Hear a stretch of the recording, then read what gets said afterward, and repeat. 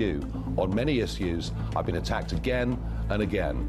And I am the most physically and verbally attacked public figure or politician of modern times.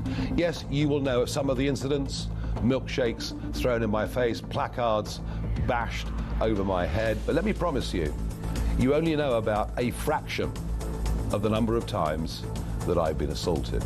It would seem from the last couple of years, from the way I've been treated, that the press would rather our members of Parliament had no assets and no wealth at all. They seem to fundamentally object to any MP that has outside income.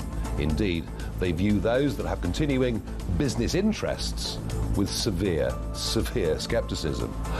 Making money is not a crime. Let me be absolutely clear.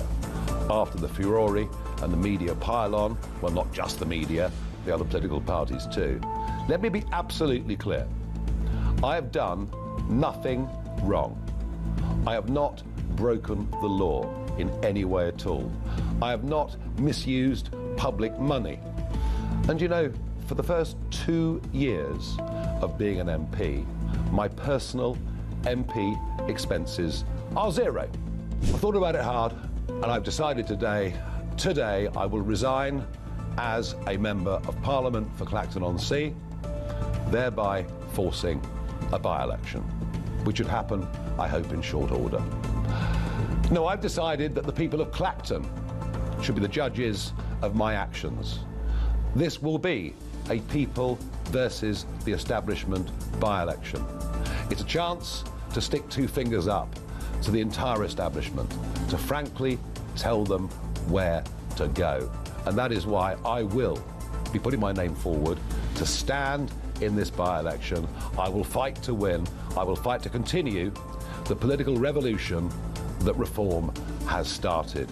And I would say this to you, the voters of Clacton: if I win, you win.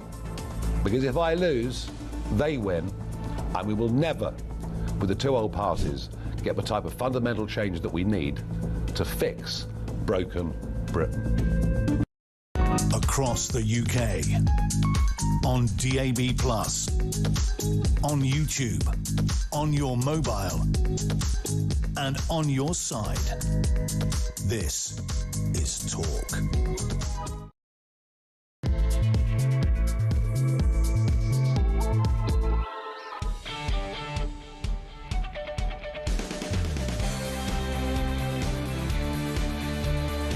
(6:03) Talk Breakfast. Mark Dolan in for the brilliant Jeremy Kyle, and oh boy, have we got work to do.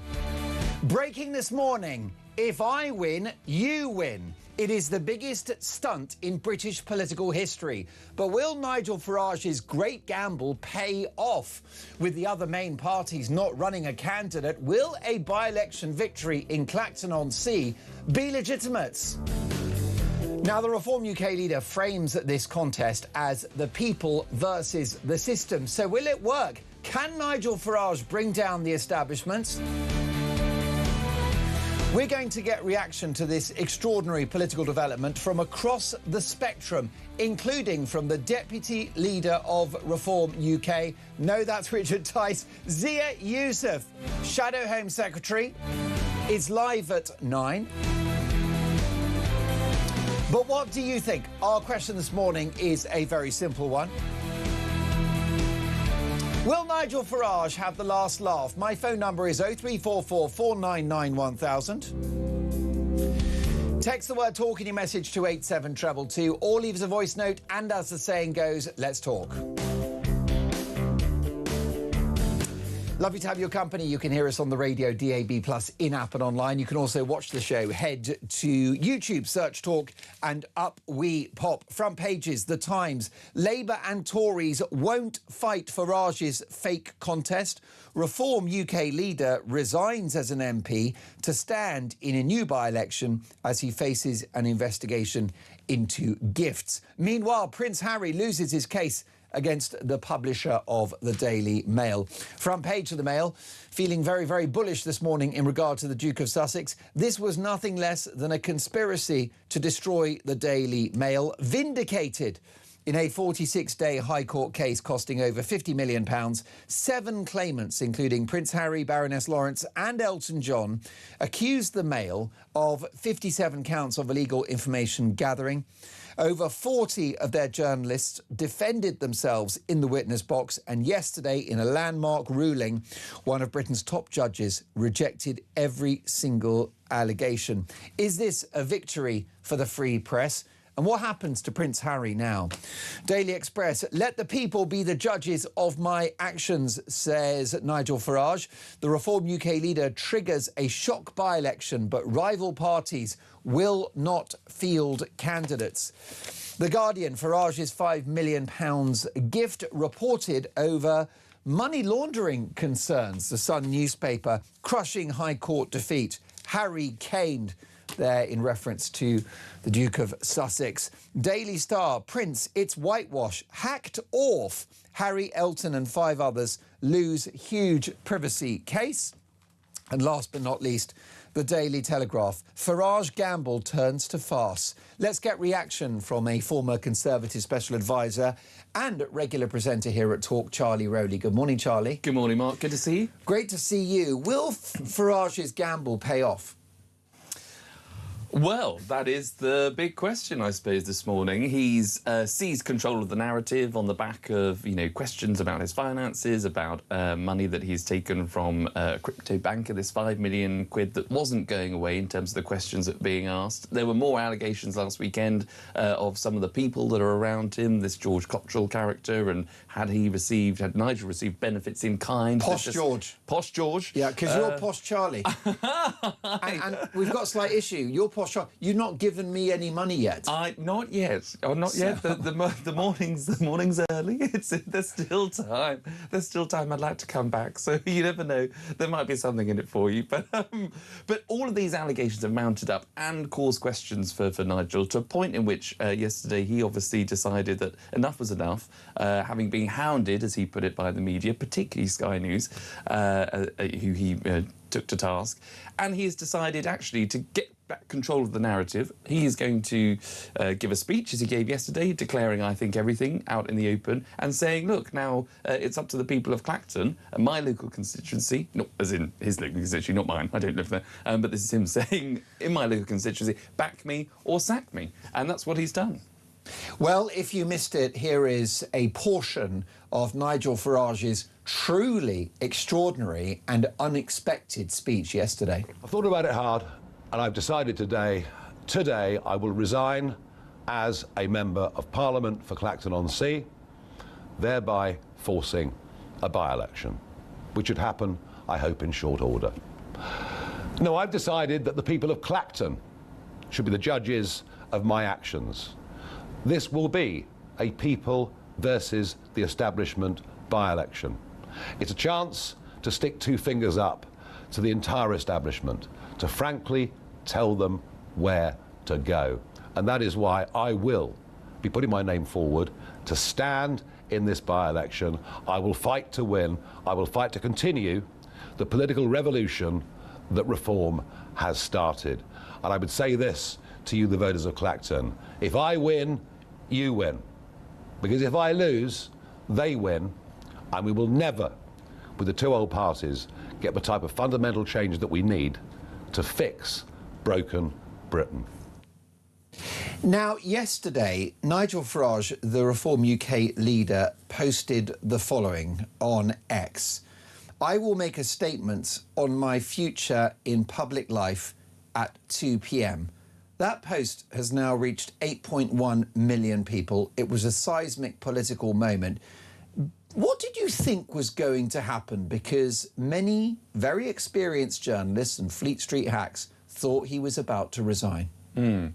I didn't quite think that. I know there'd been a bit of chatter, but that's just in the column entries of the newspapers about whether he was in it for the long haul, whether he was getting fed up of all those questions, whether he was actually not wanting the continued invitation of the media intrusion, as he put it, into his parliamentary life. He just wanted to get on and run things. He wants to sort of become Prime Minister, but he's at a point where he thought, no, I'm just going to jack it all in. It's become too much. I never thought that. I thought he might have resigned as the MP for Clacton to say, you know what, maybe I'm taking time away, this is a stitch-up, I'm not having it, I'm going to continue to lead the party from the outside to campaign. So it gives him a bit of a break from the Clacton, from Clacton. Not that anybody wants a break from Clacton, it's a very nice place. I was there 2 weeks ago with Nigel for half a day, working with the Daily Express, and it's a beautiful location. Yeah, very nice too. So, why would you want to... And how perfect is this? Nigel's office is about an 11-second walk from the Wetherspoons. Perfect. What more could you ask? It couldn't be more on brand. And I spent half a day with him. He was very relaxed, in rude health, cracking jokes, dropping truth bombs. Probably the most honest interview that he's given in recent times, and it was for the Daily Espresso podcast, which was on YouTube if you're interested. And by the time we'd finished the encounter, we were in the pub with the locals, sinking pints. Yep. So Nigel Farage genuinely does go to the pub and he does drink beer. The guy's authentic, and I wonder whether we saw more of that authenticity yesterday. I think that's 100% correct. What you see is what you get. Totally. And the passion and the frustration that he's obviously endured from some of the media, and I think from what he calls the mainstream media and the establishment. He really feels that they're out to get him. So he's very human, isn't he? In his own way. For somebody that's such an iconic figure and such a consequential figure, he's very human. He wears his heart on his sleeve.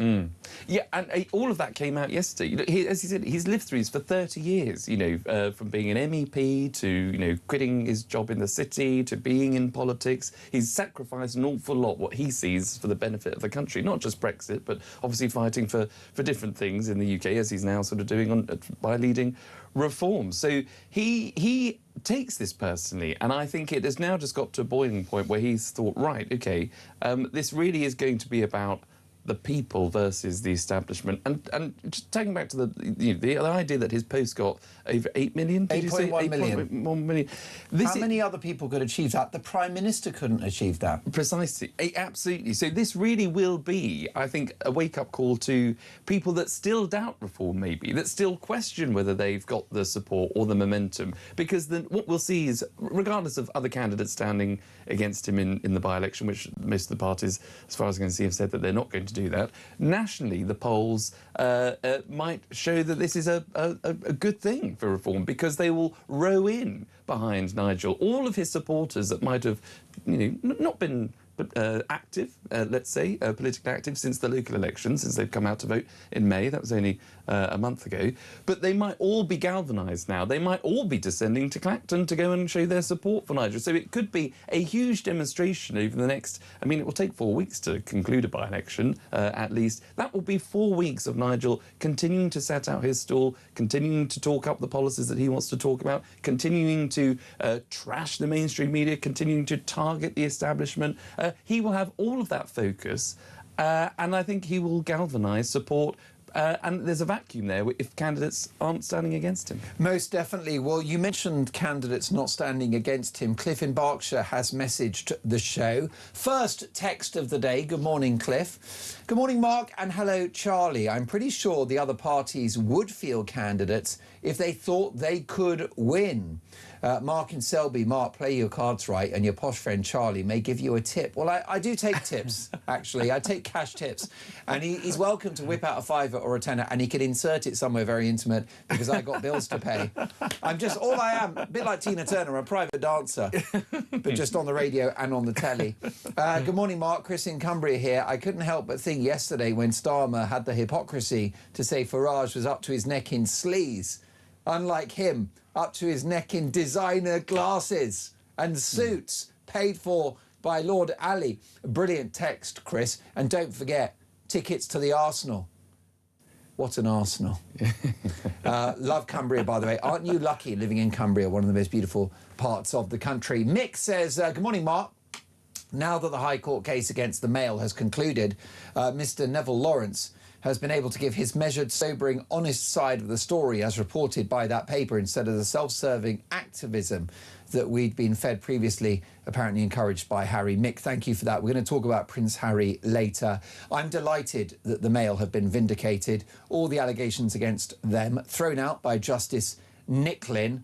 And it's a good day for the free press and for free speech. A bad day for Prince Harry. Where does he go from here? I'll be asking Ingrid Seward, the editor of Majesty magazine, a little later in the show. And don't forget, Reform UK's Shadow Home Secretary.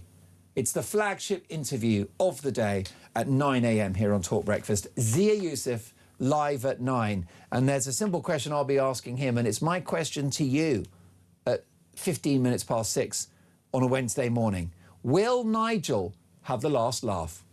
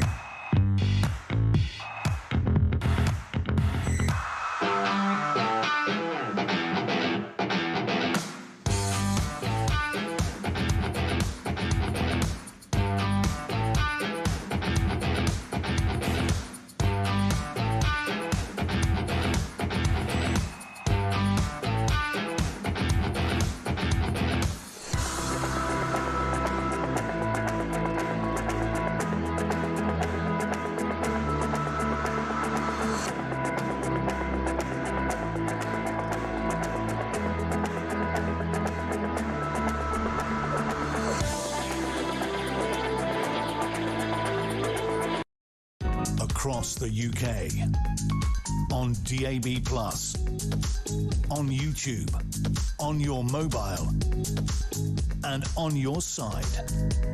This is Talk.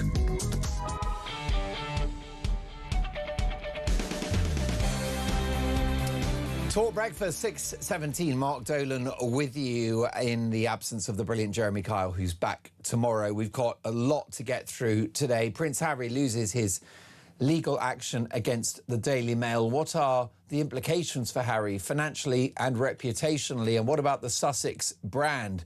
And of course, he had to come back to the UK to receive that rather embarrassing news. But politics is the dominant story of the day. Will Nigel Farage have the last laugh, or will this by-election gamble backfire? Well, let's take a listen to Farage talking about the other options at his disposal. Now, the issue with my daughter was the final straw. Enough is enough. And I thought over the weekend, what shall I do? I could go out and try and make some real big money. I could go to the USA, where I've got plenty of offers. And then I thought, why should I be judged, today or in history in the future, by Sky News and their ilk? Baz has messaged the show. Good morning, Mark. I don't care if Nigel Farage gets money off the mafia or Russia, frankly, as long as he makes this country great again and puts right what these two useless parties have done over the years. Keith in Nottingham. Good morning, Mark. So whether Nigel's £5 million is good or bad, if he needs some help as to what to do with it, I know a royal couple in America that need a couple of quid. Keith, you're absolutely right about that. I'm hearing that Harry losing that legal action against the Mail could cost him up to $10 million. Stevie in Cornwall, good morning, Mark. Brilliant manoeuvre from Nigel. Firstly, it's taken the spotlight off the Labour Party and the so-called King of the North, hung his chin out for the party to punch and they've bottled it because they're too chicken. Personally, when Nigel gets elected again, he should go to the chamber in a chicken suit. Well, thank you for that.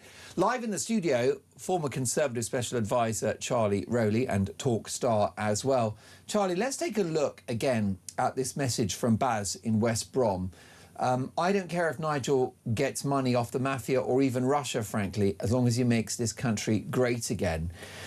Well, that's interesting. How damaging do you think these allegations about cash are to Nigel Farage? I don't think they're... Well, they've clearly had an impact because it's prompted him to do what he's done and cause a by-election.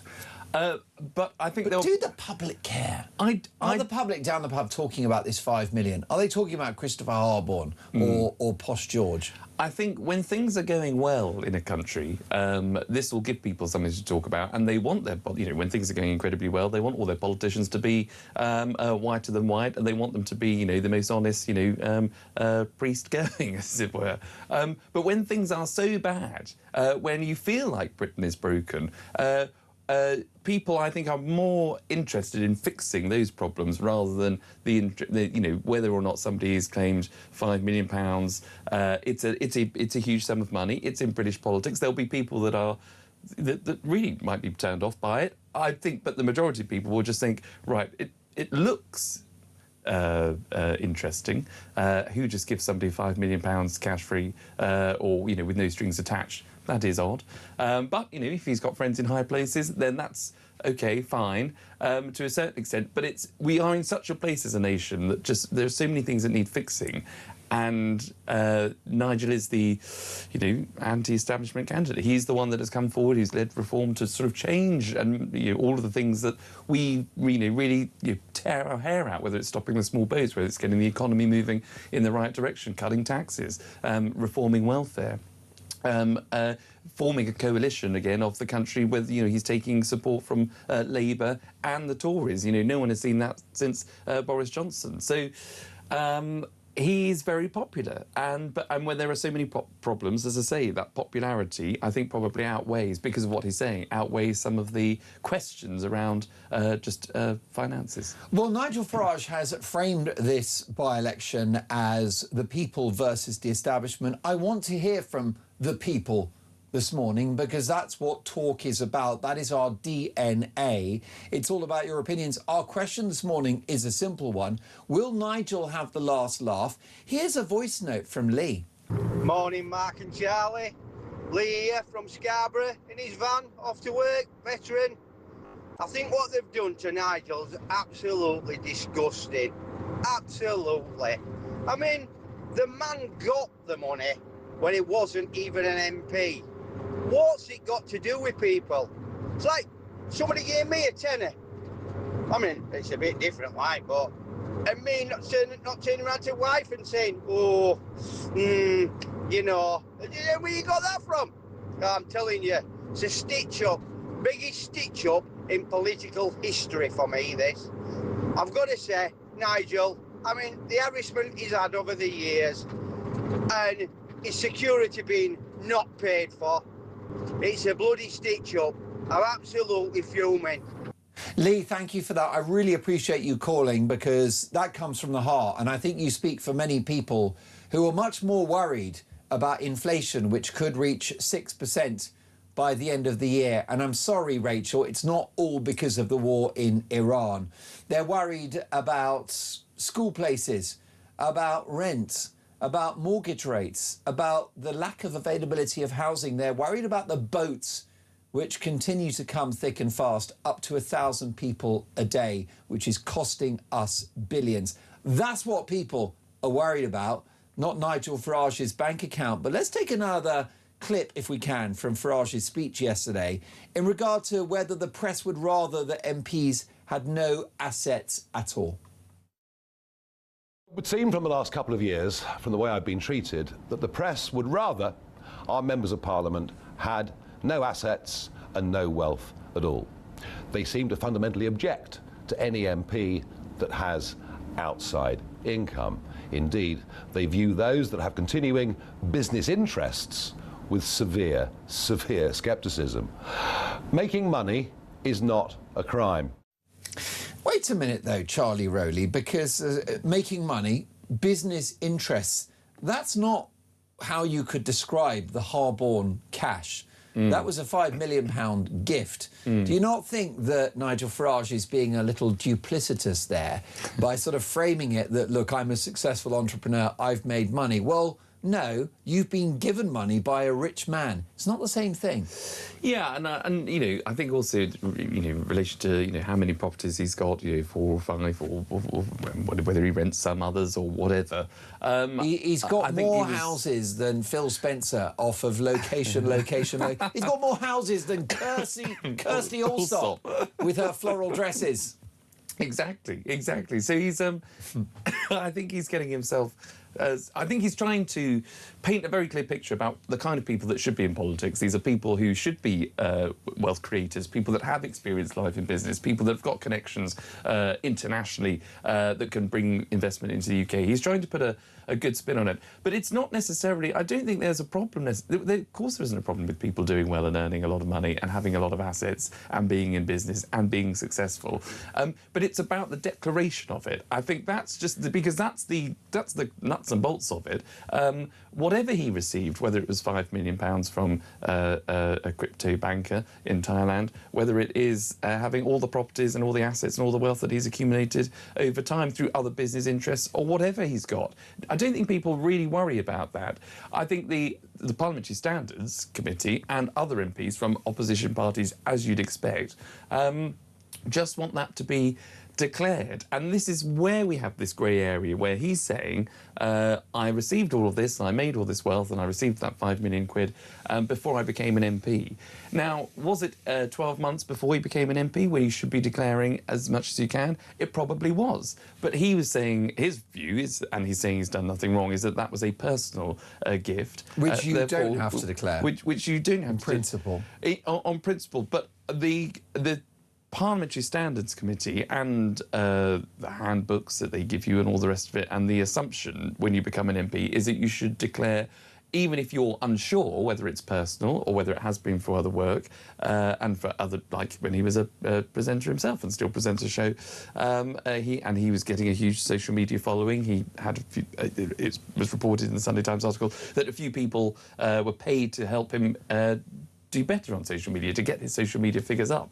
So is that in another job? Did that need to be declared? This is a grey area, but the parliamentary standards would have expected, I think, you to declare more just to be willing and more open, maybe than what you need to be because of your profile in public life. I just wonder, though, whether the parliamentary authorities don't have a leg to stand on because they can never prove beyond reasonable doubt that this wasn't a gift.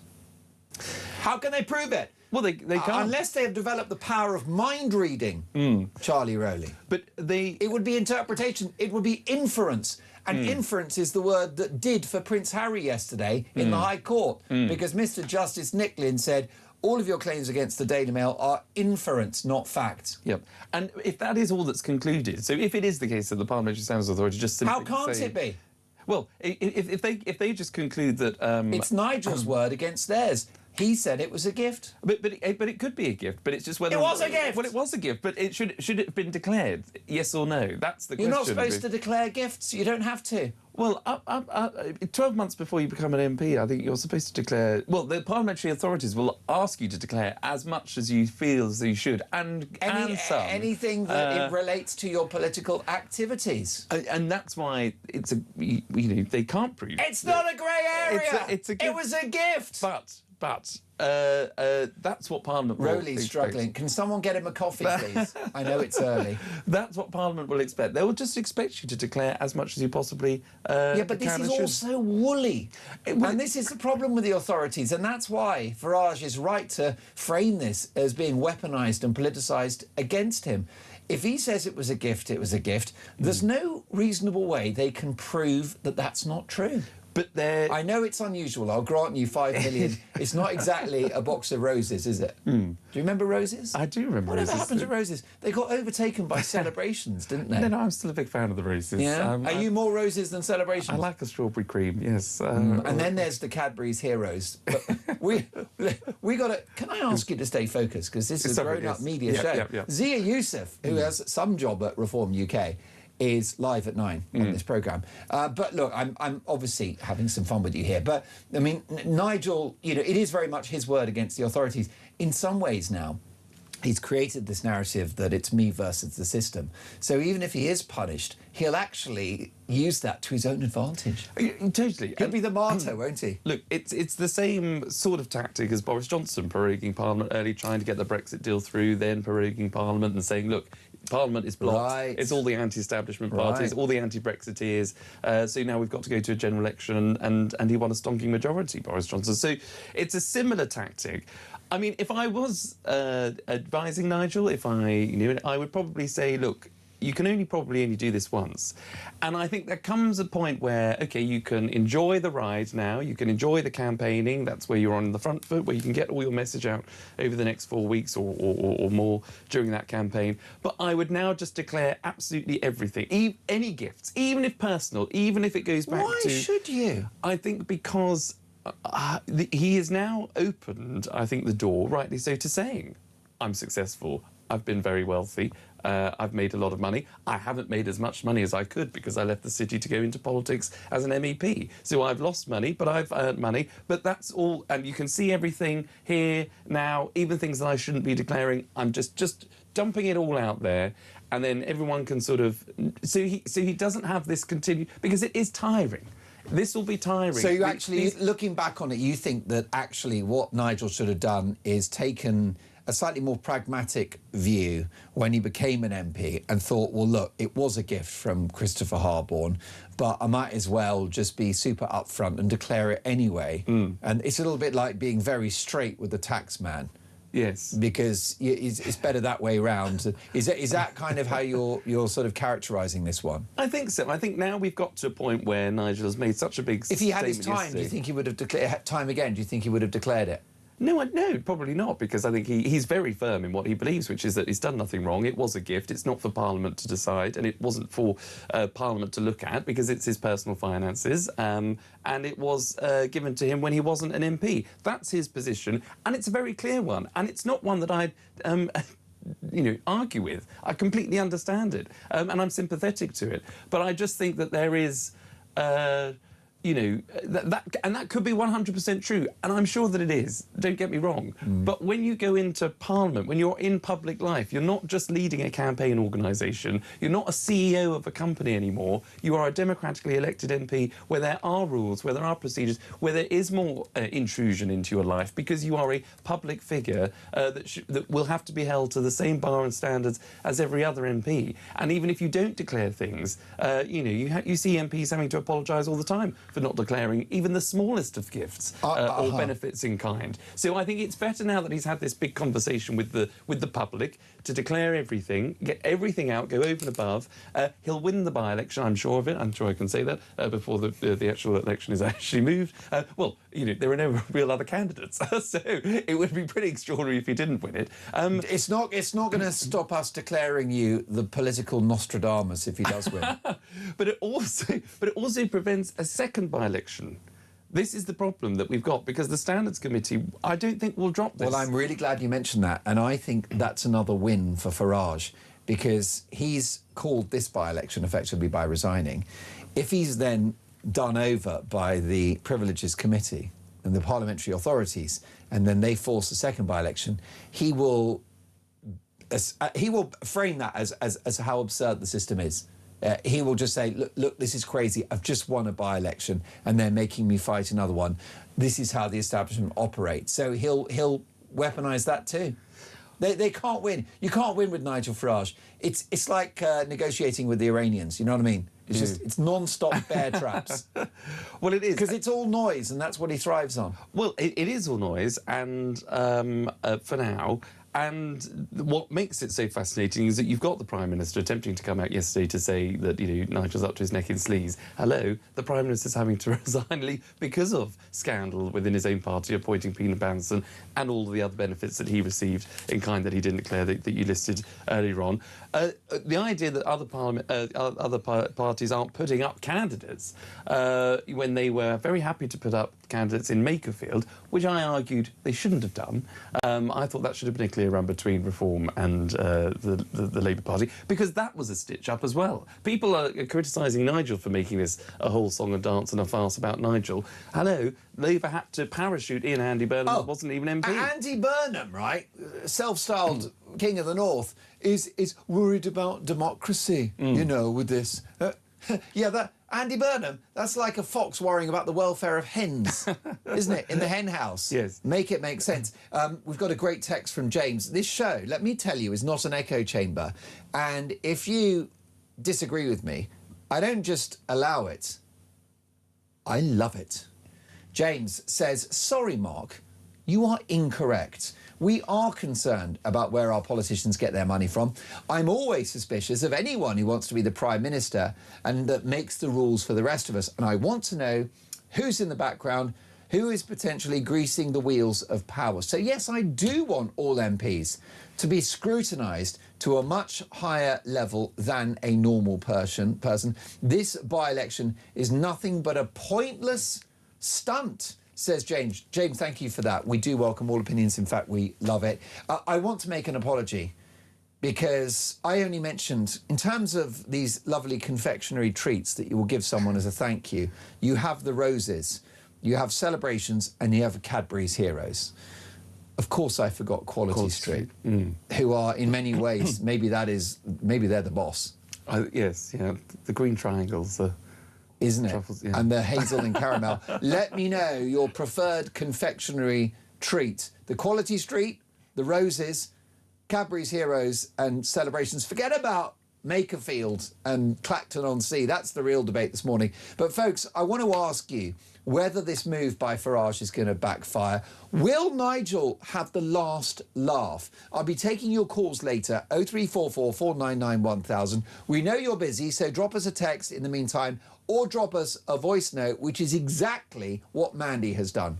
Morning, Charlie. Lovely to see you both, especially Charlie. He's one of my favourites. I just want to quickly say, I think Nigel has been treated terribly. He's a human being. Politics has got really, really dirty. Now, I don't know very much about politics, but, I was going to vote Reform, but I'm swaying a bit more towards Kemi. I like her. I like what she says, but then we all like what they say till they get in. I don't know, but I wish Nigel well. I think he's been treated appalling.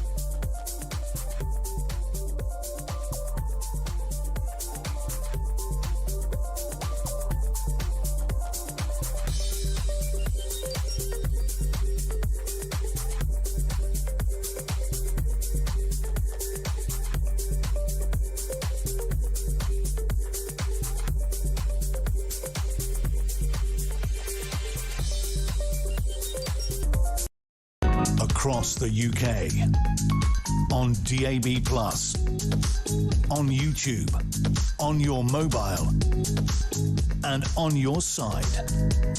This is Talk. Now.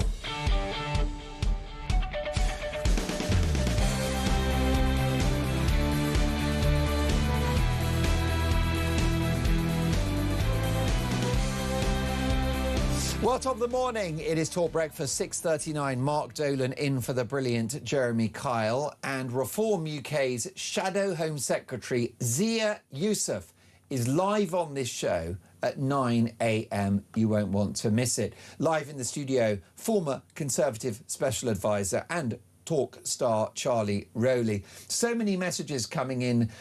Good morning, you lovelies, says Jane, who's given us a massive kiss, which I'm very honoured to receive, Jane, and let me send it straight back to you. Jane says, did you notice that smirk on Keir Starmer's face? What a nasty man.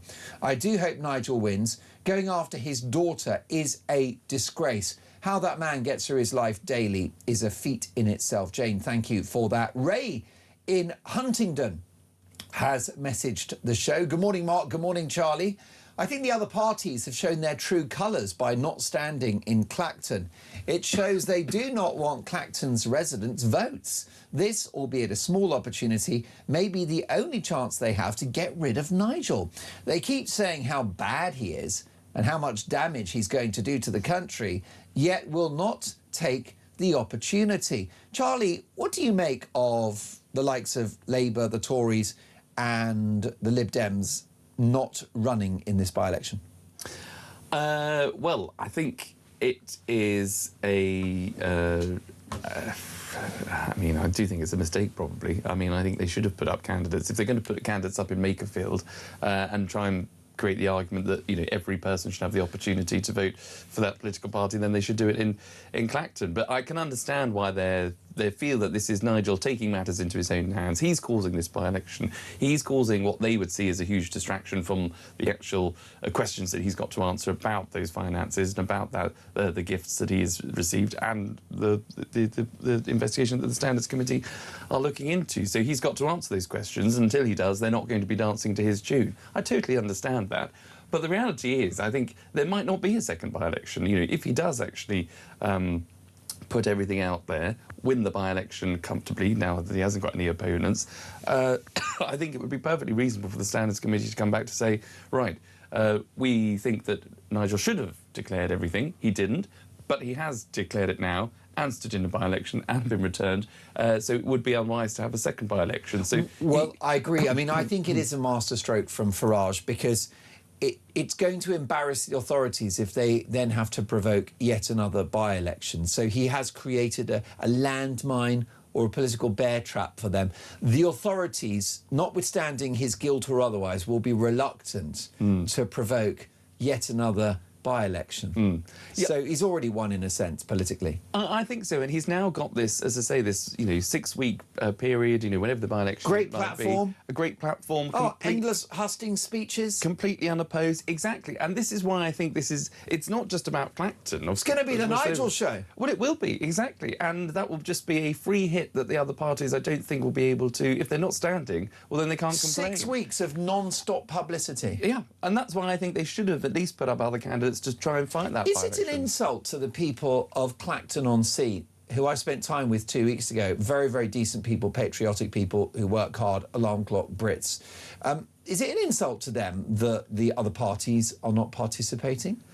Well, the way in which Nigel framed the debate is that, look, you know, if he wins, we win, we in inverted commas being, you know, his supporters and his base and people that believe that he's done nothing wrong and believe that the establishment is out to get him. But if he said if he loses, we, again, inverted commas, lose, well, there's an opportunity to send a message to Nigel Farage. There's an opportunity to maybe eat into his majority if people chose wanted to do so. Of course, they won't get that opportunity now because the other parties aren't putting up candidates. So I think it is a slight misstep. But what this will do is, as I say, I think this will just galvanise his support right across the country. And so he will win in Clacton. He will be returned with a huge majority, unopposed. That will do well for him. That will do well for the Reform Party. That will do well for his base right across the country, who will see this as a man that's being attacked by the media. We've got to get outside of this Westminster political chess-playing bubble that we're currently in, where parties are saying, no, we're not going to stand here, but we'll stand here. You know, it is a soap opera. People will see this as, OK, they probably think that Nigel should have declared what he hasn't done, but can understand it was a personal gift and can understand why he didn't need to, but maybe he should have done, who knows. But that is such small fry compared to the bigger argument of, he feels as though his family is being hounded. He feels that he's being hounded, and he gave some examples yesterday of where he feels his life has been threatened and where he has been threatened repeatedly by activists and people that just don't like him. His family have been pursued. That became clear yesterday against a denial of Sky News, which they were wrong to do so. So all of this is coming out where actually people are starting to see we're entering a very Americanized political, situation now, where it is media being challenged more, whether it's media on the left or media on the right, dressed up as independent and impartial journalism. We are seeing more money coming into politics, whether it's for reform, whether it's through to the Labour Party actually as well, and the Tories. People might not be worried so much about where the money comes from. They just want their politicians and their parties to get the job done. We're going to hear from Starmer and Badenoch in just a second. We do have the rather strange scenario that this battle in Clacton-on-Sea is likely to happen between two men, Nigel Paul Farage, leader of Reform UK, and Count Binface. Does that make a mockery of our democracy? Could that be embarrassing for Farage? There's potential for it to be, because when you report on a by-election, you've got to probably consider all the candidates. I mean, Christian, are we allowed to be pro-Binface or not? How neutral have I got to be here? All right. Now, Christian's spoken to me in a very legalistic tone, very cautious about Binface. The reason why I'm quite Binface adjacent is I think if he wins Clacton-on-Sea, then the bins will be collected on a weekly basis. Well, it's the one policy that you can expect. He'll get that taken care of. And he probably, I reckon he'll get rid of the separating the items, the recycling and all that. I reckon Binface, just one bin. Yeah. It's a one bin policy. Yes, yeah. Nigel, stop the boats. Binface, one bin. But you. My God, I'd vote for that. Joking apart. Well, yes, yeah. You can't be blamed for that. But it is going to be. That will be used against him, won't it? And Christian's just put an image on the screen of Farage and Binface as the two faces of this competition. Is there a danger that Nigel becomes a figure of mockery as a result of this? Potentially. And reporters will have to say, it depends how good a campaigner Count Binface is to see whether whether he can galvanise headlines, whether people actually take him seriously or think this is just a bit odd. And when I say take him seriously, I mean start listening to him. If he's, if he can come out with some of the most, hilarious things that might galvanise the country. What if Binface does a number on Farage? I'll tell you where Binface should be running is Birmingham. Quite right. Yeah. And he would become the mayor of Birmingham, wouldn't he? Has Birmingham got a mayor? It does, of course. The West Midlands, the West Midlands, formerly Andy Street, of course. By the way, the other big debate coming, we're going to hear from Starmer and Badenoch in just a second. A very ugly debate that's playing out on the show. And when you want to thank your neighbour for something or gift your partner, what do? Do you go for the roses, the celebrations? Do you go for the Cadbury's Heroes, or do you go for Quality Street? How can I have forgotten Quality Street? Well, the messages are coming in thick and fast. Anne in Nottingham says, don't forget the amazing M&S Big One chocolates. They are just divine. She also adds that money that Nigel received is not taxpayers' money, so it's none of our business. Great show, as always. Cliff in Berkshire. Mark and Charlie, personally, I like Quality Street. My all-time favourite is no longer made, and that was Maynard's chocolate-covered coconut ice. Cliff, I normally agree with you, but we're going to have to part company on the coconut, the bounty. Thanks, but no thanks. How about Sir Keir Starmer on Nigel Farage's resignation? This is a desperate stunt from Nigel Farage, and it's obvious why he's doing it. He is up to his neck in sleaze. Politics should be about improving the lives of millions of people, not about personal gain, not about hiding dodgy donations. And I think the public will see this for exactly what it is. Well, Starmer striking a very firm tone there. What about the leader of the Conservatives, Kemi Badenoch? Nigel Farage is having a hissy fit because the first time he's actually having to deal with some real scrutiny. What he needs to do is be honest about where his fishy £5 million came from, rather than calling a fake by-election to run away from a standards investigation. We will be standing a candidate in the real by-election because no one is above Parliament. Parliament is bigger than all of us. We all have to follow the same rules. We all have to register our interests. What this by-election is a gimmick.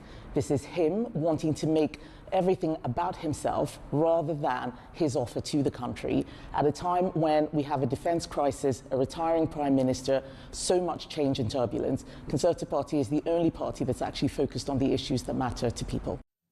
I've got to say that Kemi Badenoch has definitely found her feet as a politician, because if you listen to those two responses from the Prime Minister, the usual robotic performance, Britain's first AI-generated premier, the human manifestation of ChatGPT gone horribly wrong. Oh, Nigel Farage this, Nigel Farage that, demonstrating exactly why he's about to leave Number 10. I will say, Kemi hit a few great lines there, didn't she? She used the word gimmick, she used the expression hissy fit, and fishy £5 million. That's how you do politics. It is. I mean, they are strong words, but she's a strong woman. And it trips off the tongue and it stays in your head. Yeah, absolutely. I think fishy £5 million is particularly strong. Yes, because there's a little bit of levity there. There's a touch of humour to it, which I think actually then lands the message better. Absolutely, yeah. And there's a bit of alliteration, so she knows what she's doing. Look, she is doing better in the polls. The party, is right behind her. She's speaking her mind. She's got no shackles on her. There's no holds barred, because she's trying to clean up the Tory party and apologise for its mistakes, but is moving it forward. Apologised for the mistakes, but now trying to get to grips with the real issues and doing politics a little bit different. She is talking tough and she's being honest and she's speaking hard truths. And I think the expression fishy £5 million is something that's going to be repeated now a lot. And here's my next question for you. Notwithstanding this rather exciting drama that's playing out in the second by-election in Clacton on Sea, in regard to the sort of Farage brand, where does this leave him, do you think? Because some people think that, this is going to look indulgent, that he's doing this, and could harm him. I mean, potentially. I mean, we won't know. I mean, it's all about Nigel. We've got the boats, we've got inflation, we've got an economy that doesn't live within its means, and then here we go with Nigel. It's all about him again. But that's where he excels, I think, particularly amongst his base. He is better as a campaigner, clearly. He likes the limelight. He likes to be able to set out his views. He likes to do big speeches, mass rallies, where he's engaging with an audience, where he's telling the public exactly what he thinks and getting the applause for it. So there'll be lots of people around the country who think that this is a great move and think that, well done and fair play to him. Is there a danger it will look indulgent? Because it is indulgent, isn't it? Well, it is. But I think if you're not already a supporter of Nigel, then you'll probably take that view. I don't think this will sway you either way. I think this is just to sort of shore up the support and remind people that why, as he'll see it, that they are ahead in the polls. Why have reform topped the last 300 opinion polls? It's because of Nigel. It's not because of necessarily anyone else in reform. And that's the challenge reform still have. If Nigel goes, then of course they won't be in the quite a comfortable position, I don't think. So he is the front man. He is the main man, and he's, I think, just after a few weeks of having to deal with some of these questions, I think he feels as though he set it all out yesterday. He's now having a by-election to reaffirm his authority as the Member of Parliament for Clacton and to seize control of the narrative. When you've got a new incoming Labour Prime Minister, Nigel will still be the talk of the town versus Andy Burnham. Well, there's no better man to have in the studio on any occasion, and particularly this morning, Charlie, because you're a former Conservative Special Advisor, and I've been looking at the various constituencies that Nigel and Reform need to sort of bring into the Reform umbrella to form an overall majority at the next election. They need working class former Labour supporters, the so-called Red Wall, many of whom lent Boris Johnson their vote in 2019. The patriotic, common sense, anti-woke, ex-Labour voters who supported Brexit. Well, I think he's got those in the bag. And I don't think they care about the 5 million or Posh George or anything else. They care about their country, and it's priced in that Nigel does too. So I think that he's going to capture the Red Wall, the working class votes. He's also going to capture Conservative voters, as in small c, right-wing voters. But what about those One Nation sort of Lib Demi type Conservative voters? Will this sort of drama, this pantomime in Clacton-on-Sea, scare them away? Well, I don't think they'd appreciate it. It's Middle England. There are millions of them. Yeah. And they all vote. And they are Conservatives, but they're suspicious of Nigel. Yeah, and I think they would probably be on the side of, you know, why didn't he declare, you know, 5 million is not just a gift, particularly when, well, as they would see it, particularly when I think, you know, a few months ago, it might have been even last year, you know, Reform announced a cryptocurrency sort of policy that they would. So there is a you could draw a link, some might say. But, you know, but how far is just your own sort of working versus what I think this is, and I'm going to ask Zia Yousef about this at 9 a.m. It's moderate Conservative voters are going to be a hard nut to crack for Reform UK. Yeah.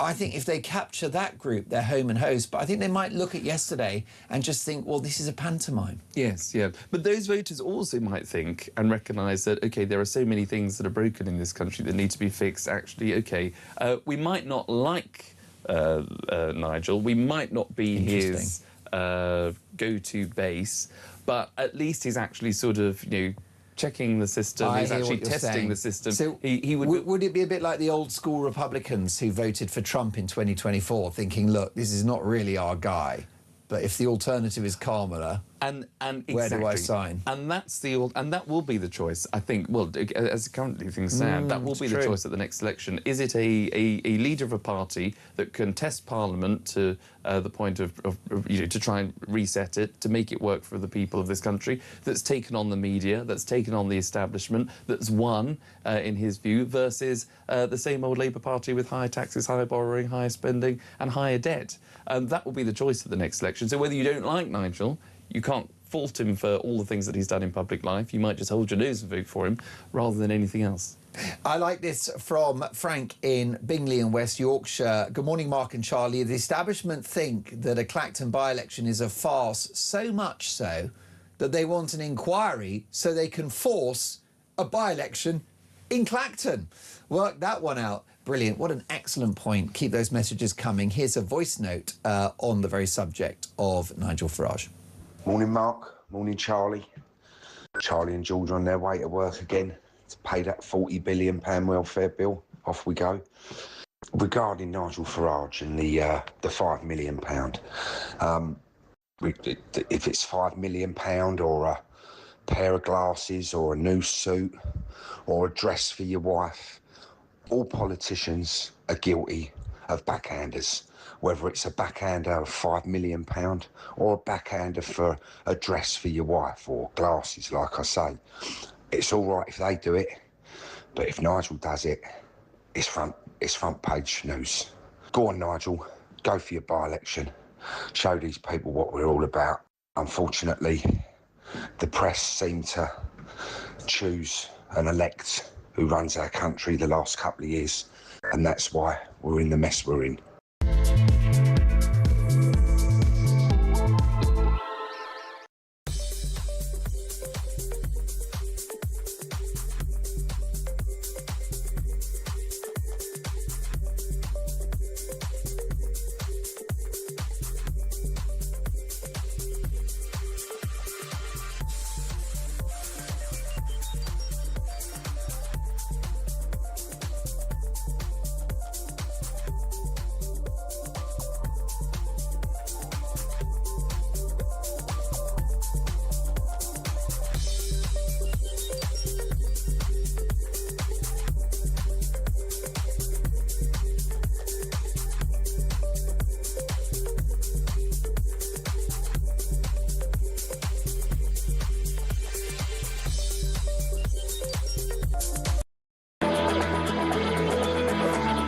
And the thing that most makes me angry about Keir Starmer talking about the need to defend our country, and he's gone out of his way to not make the tough decisions, to actually do the thing to defend our nation. It's cowardly, and I think it's treacherous. Nothing to say on immigration, nothing to say on benefits, nothing to say on jobs, nothing to say on tax. Absolutely appalling. If this is the solution the country's been waiting for, then we are in a very, very bad place. People up and down the country are asking why they are always being put second. They work every day, they get up, they pay their bills, they look after their kids, and yet the other side of the social contract is not being held.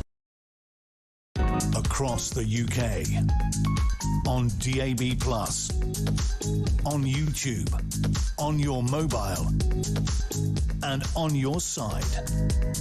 This is Talk.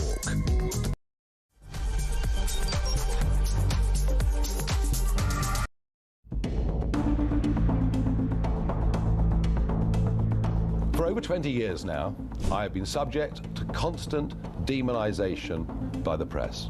For daring to be outside the consensual view on many issues, I've been attacked again and again.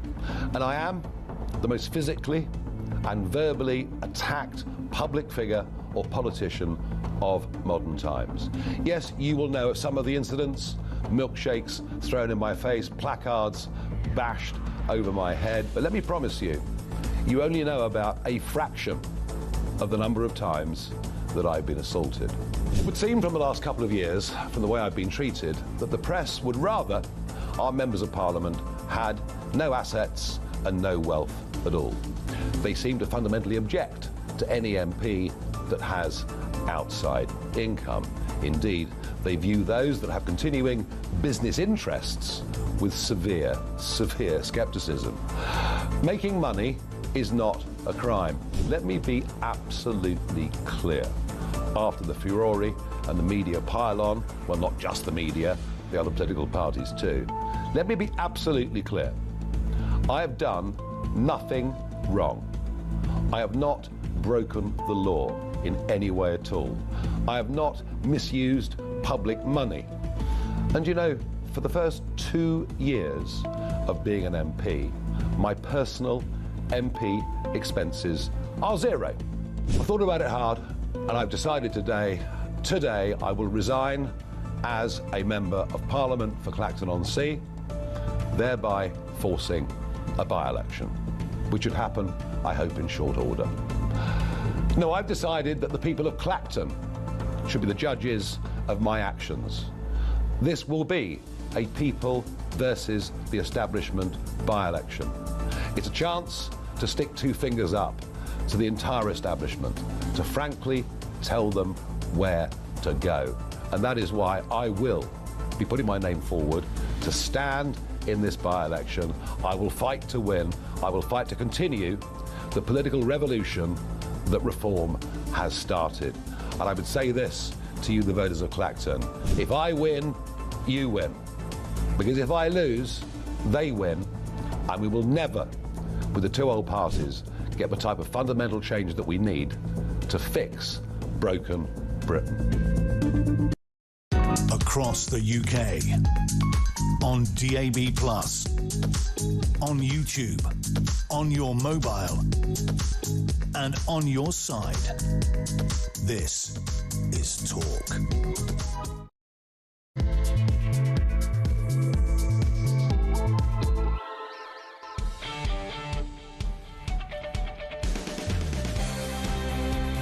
Top of the morning, 2 minutes past 7. Mark Dolan in for the brilliant Jeremy Kyle. And breaking as we come on air: if I win, you win. It is the biggest stunt in British political history.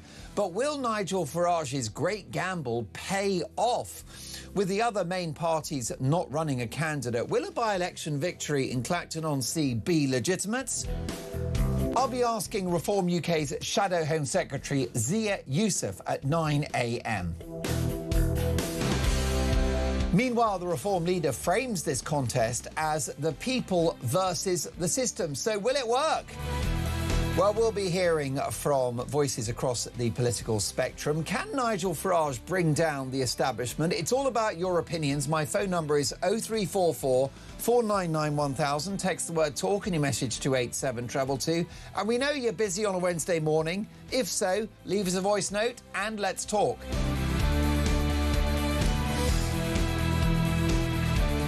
And the big question this morning is a simple one, and I need you to answer it. Will Nigel have the last laugh? 0344 499 1000. Lots to get through, and it was a seismic political event yesterday, and some of the most experienced political journalists in the country did not know what was going to happen at 2 p.m. when Nigel went on X and said, I'll be talking about my future in public life. Some thought he would resign altogether. Well, that wasn't to be the case. Let's take a listen to Farage announcing his resignation as an MP. I've thought about it hard, and I've decided today I will resign as a Member of Parliament for Clacton-on-Sea, thereby forcing a by-election, which would happen, I hope, in short order. No, I've decided that the people of Clacton should be the judges of my actions. This will be a people versus the establishment by-election. It's a chance to stick two fingers up to the entire establishment, to frankly tell them where to go. And that is why I will be putting my name forward to stand in this by-election. I will fight to win. I will fight to continue the political revolution that reform has started. And I would say this to you, the voters of Clacton: if I win, you win. Because if I lose, they win. And we will never, with the two old parties, get the type of fundamental change that we need to fix broken Britain. Nigel Evans is a very good friend of mine. He's the former Deputy Speaker of the House of Commons. He's out of Parliament now, which means he can be honest. Good morning, Nigel. Good morning. How are you? Very well, and I'd like to salute your very fetching blazer this morning. Nearly as elegant and sartorial as Farage himself. I know. Actually, I was with Nigel Farage on Friday in Washington at some party, and I was wearing this blazer. He was wearing his iconic yellow blazer. So two Nigels wearing blazers. Whilst we're on that, Nigel, I'm glad you mentioned the trip to the US. What is the latest status of Mr. Farage's relationship with the White House? Because it feels that he'd fell out of favour for a while. Yeah, that's the stories that I've heard too. And I don't know what the reason is behind it, but it did seem as if him and Donald Trump had fallen out. But as we know, Donald Trump has tweeted that he is a big supporter of Nigel Farage's recently. And he believes that, just like Nigel, that the relentless investigation into his monetary affairs is something like what Donald Trump has faced in the United States of America. So Donald Trump does seem to have some sympathy with where Nigel Farage finds himself. Well, our TV director, Nahar, is putting out footage of Nigel Farage at a Trump rally before the election. And it's interesting because clearly what we're seeing here from Nigel Farage with this announcement yesterday is Trumpism in action, casting himself as the anti-establishment candidate. Yeah, he has done that. And right, where I think that his statement yesterday was important was where he exposed the constant attacks that he's under, both physical and in other ways, which was very worrying. He instanced something where about 50 people turned on him when he was in his vehicle, and the car became a write-off. That was breaking news for me, because I didn't know about that. We all know about the milkshake, and we know that he's had to employ his own private security because for whatever reason, the police themselves won't ensure that he's got the security that he needs. I do believe that he is probably the most exposed politician in the United Kingdom. He comes under more attacks from activists than I believe any other politician. And I know that some, let's just say, former mainstream media journalists, Mark, have sneered at Nigel Farage, saying, but hold on, we've had 2 politicians that have been murdered. But this isn't the same case. I'm glad clearly. you mentioned that. Lewis Goodall, who is the host or one of the hosts of the News Agents, citing 2 MPs whose lives were taken, somewhat missing the point that Farage's threats are very active. Yeah, absolutely. I thought actually it was a despicable, sneering point that Lewis Goodall made. And quite frankly, there has to be a realization that Nigel Farage is a bit Marmite. And there are people out there who do not like him. And a small number of them will take it to an extent which is totally unacceptable. And so I think the security around Nigel Farage does properly need to be looked at. Putting that to one side, though, Mark, I do feel that Nigel Farage himself has missed the point.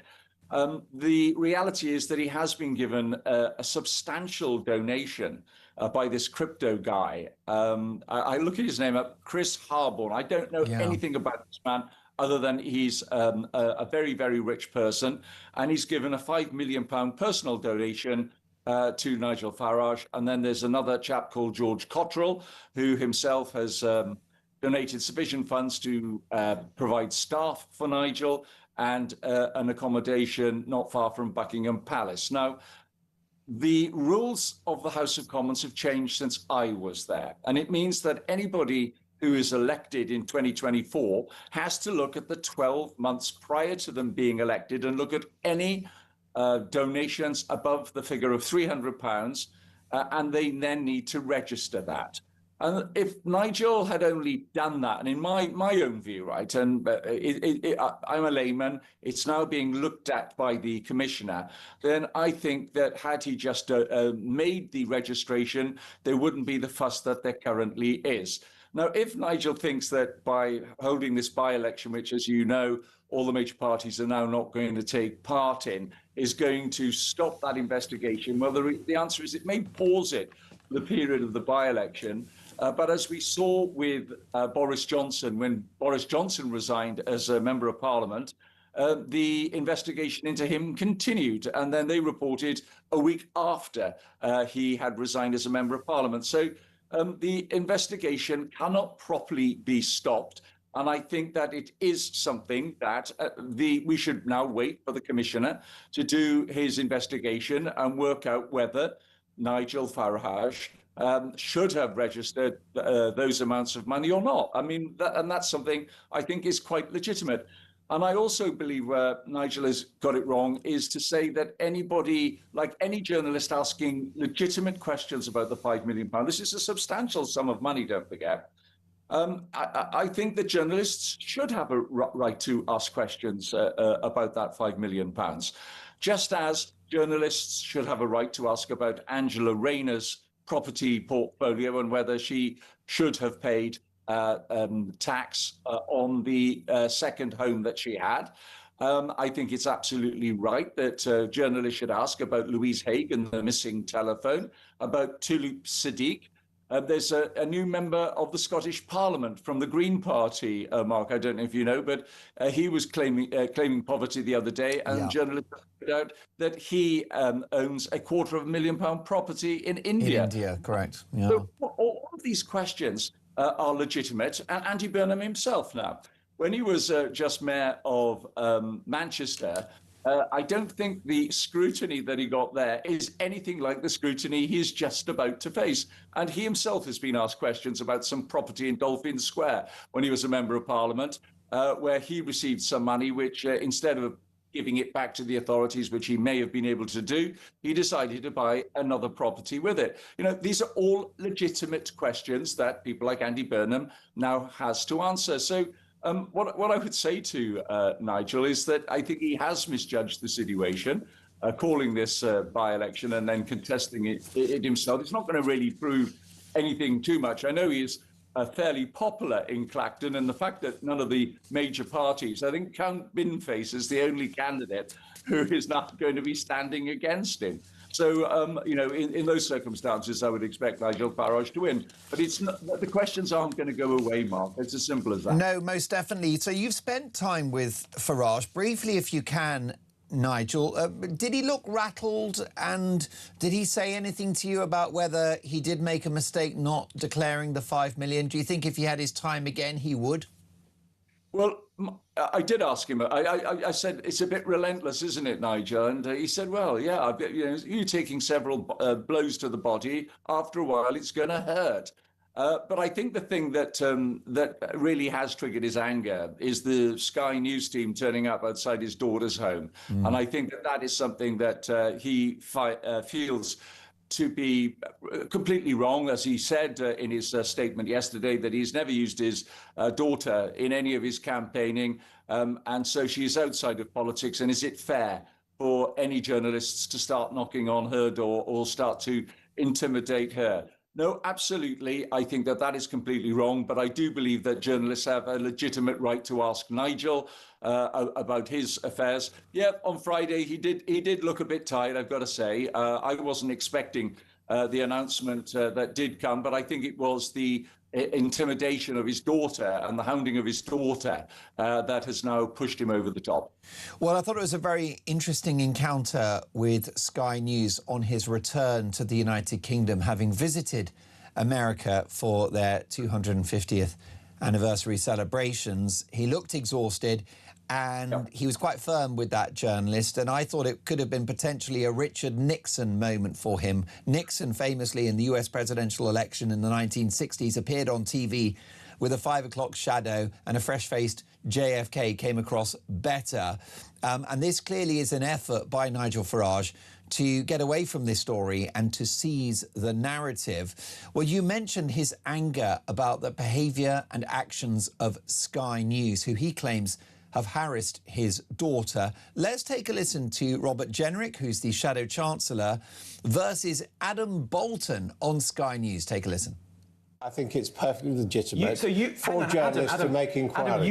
Adam, so here we are. You're saying that it's perfectly legitimate for Sky News to hound the daughter of Nigel Farage. No, oh my God! Hang on, wait a minute. We're not talking about hounding, and we're not talking about banging on the door. Both of which are distortions of the truth. Before you make false assertions about what happened, nothing I've said is false. I think that it was Sky News. You're asking Sky a question. News initially denied this when it was 100% I am saying that journalists. How can anyone trust this channel when you lied about journalists are entirely entitled to make inquiries. It's not against the law. Kids? It is not against the law. How old is Nigel Farage's daughter? I don't think she's a kid. Of their children? You think it's perfectly legitimate? Let's lower the tone. The point of the matter is that... Sky News has lowered the tone. Please, let me just say... Sky News has lowered the tone. What a zinger. Well, Nigel, we have a response from Sky News in regard to Mr. Farage's allegations that the news network harassed his daughter. And here's the following post on X. Clarification, Sky News was not at the property at 7:41 a.m, as has already been acknowledged and as shown in the footage from 10:19 a.m. Sky News was outside a property where Mr. Farage was registered to vote at the last election. Sky News did not interact with Mr. Farage's daughter. What do you make of this drama, Nigel? Could it be damaging to Sky News? Well, they've made their case, and it's up now to Nigel Farage to contest what has been said. I mean, it's fairly interesting, I have to say, to hear Robert Jenrick defending it in the way that he has. I mean, you're right, it's a ding-dong. That's classic TV. That will be looked at in decades to come, that confrontation between Adam Bolton and Jenrick. Do you know, if there should be any by-elections, Mark, I'm going to say this, I've got to say it, then it should have been Robert Jenrick and Danny Kruger and Suella Braverman, Andrew Rosendale. These are former Tories who have defected to the Reform Party. Their electors did not vote for them as Reform candidates. They're voting for them as Conservatives. And so there should be any by-elections in the country. It should be in those seats, not in Nigel Farage's. But listen, this argument as to his daughter's property is clearly going to go on. Sky did, by the looks of it, have a camera crew there, and maybe, the daughter is going to feel intimidated. It's as simple as that. When you've got a camera crew, this isn't something that normally happens to ordinary people. And we know that Nigel Farage is not an ordinary person. He is a public person, but Nigel Farage's daughter isn't. And I think that there is a line, and it shouldn't be crossed. And I think the big question mark is, has Sky News crossed that mark? Briefly, Nigel, is it an insult to the voters of Clapham to use them in this way Clacton, as a way of, don't worry about, good luck winning in Clapham, Nigel, which is a very sort of woke middle-class area. Nigel, back to this. Clacton-on-Sea, is it an insult to the people of Clacton-on-Sea that they're being used as a political football? Well, as I said, I think it's a big misjudgment. If Nigel hasn't already sought through the Chancellor of the Exchequer to get one of these two posts, the Chiltern Hundreds is one of them, famously, Mark. So I don't know whether he's already resigned or not. But he can see that this would be a Pyrrhic victory if he was to go ahead, because none of the major political parties are going to contest it. Then my own view is he shouldn't resign. He just allow the Commissioner to go through the investigations, and if the investigation finds against him, then find out what the penalty happens. But Nigel, why does he have to declare the 5 million? It was a gift, and ultimately it will be Farage's word against those of the authorities. Yeah, the Commissioner has got to work out whether he believes that 5 million... They can't work it out unless they're mind readers. It's his word against theirs. Yeah, but it's got to be a judgment as to whether the £5 million was a judgment. That's inference. That's what did for Prince Harry yesterday in the High Court, and he lost. No, Mark, there are processes there that are going to be followed. As I said, any member of Parliament could have an allegation put against. Processes sounds like a stitch-up to me. It's going to be someone's opinion that this was not a gift. That's not due process, Nigel. This sort of process, Mark, wasn't there when I was a member of Parliament, but I did sit down in Strasbourg a month ago with a Labour MP, and I said, tell me, what was your induction like? And she told me that she was told that in no uncertain terms that if she had been given anything above the value of £300, then she should err on the side of caution and register that sum of money. Now, if Nigel had just done that, and indeed, even Mark, if he'd said, listen, I thought this was a personal gift, I didn't think it had anything to do with the fact that I was a politician. It was somebody who is a crypto millionaire, a billionaire indeed, who decided that he just wanted to give me £5 million. I mean, this is not an ordinary day thing, Mark. You've got to admit it. Even Nigel himself refers to it as a lottery win. Would you think that it's right for you to register it? And if he's made a mistake, he should say, listen, I've made a mistake. And it may well be that the Commissioner then says, well, fine, and just accepts that. And the other thing as well, Mark, is there's 649 other MPs. They will have all been told the same thing in their induction. Now, some of them may be thinking long and hard about whether there are things out there that they have not registered that they should do. No, Nigel, definitely. With the clock against us, I'm very interested. But you've got the experience, former Deputy Speaker of the House of Commons, and I hear everything you're saying. I suspect if Nigel had his time again, he would have declared the money. But will it be more difficult for the parliamentary authorities to provoke yet another by-election? Has Nigel yesterday cleverly set a bear trap where if he's found to have flouted the rules, they won't ban him for 10 days and cause a by-election because of what's happened yesterday? Well, of course, what could happen, Mark, and the people call it a double by-election. So let's say we go through this process of a by-election and Nigel Farage beats Count Binface, and then the Commissioner sometime in September then declares that there's been a huge problem, and then there's a recommendation from the committee within Parliament that he is suspended for longer than 10 days. There may not necessarily be a recall, because, of course, it does take the constituents of Nigel Farage to write in, I can't remember how many thousand it is, Mark, but they are the ones who could trigger the recall. And if you recall, Ian Paisley is the only member of Parliament where there was the possibility of a recall, that there weren't sufficient signatures from his constituents, so a recall never happened. And so in Nigel Farage's case, it may well be that the good folk of Clacton decide in the end that if it does go against Nigel, that they've had enough of by-elections, thanks very much, and they're not going to write in and say that he should be recalled. It's a fascinating time. We're living in an era that I've never seen the likes of this ever in my political career. Well, you're absolutely right, Nigel. I think the figure is roughly 10% of the registered electorate, and I do think Nigel has created a bear trap. What a fantastic and fascinating conversation. Nigel, we look forward to catching up really soon. Thank you for your valuable time this morning. Nigel Evans, former Deputy Speaker of the House of Commons. Here's a voice note from Kevin. Morning, Mark. Kevin in Sheffield. Regarding Nigel Farage triggering a by-election yesterday, I did find it very strange and quite honestly a bit suspicious that one after the other, every other party kept saying, no, we're not getting involved in this by-election. It's very much what we talk about every day. There seems to be a uni-party consensus that they're all going to do one thing because Reform want to change things and they just don't like it. It'll be also very interesting to see how the media cover this. I know Talk and another media outlet will definitely cover it and cover it very thoroughly.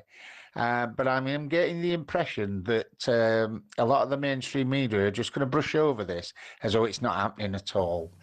And we won't be doing that. I'm delighted to say live at 9 on Talk Breakfast is Zia Yousef, the Shadow Home Secretary for Reform UK. Will Nigel have the last laugh? It is 7:25.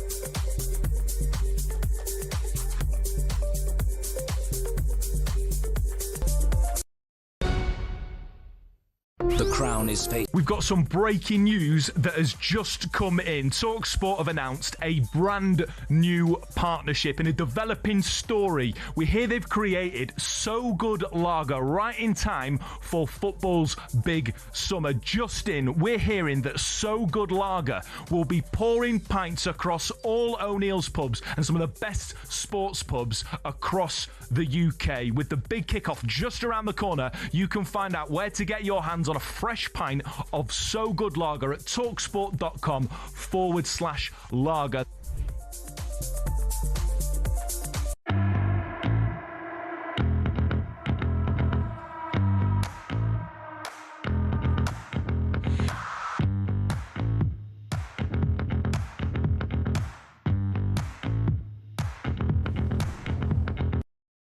Across the UK, on DAB+, on YouTube, on your mobile, and on your side. This is Talk.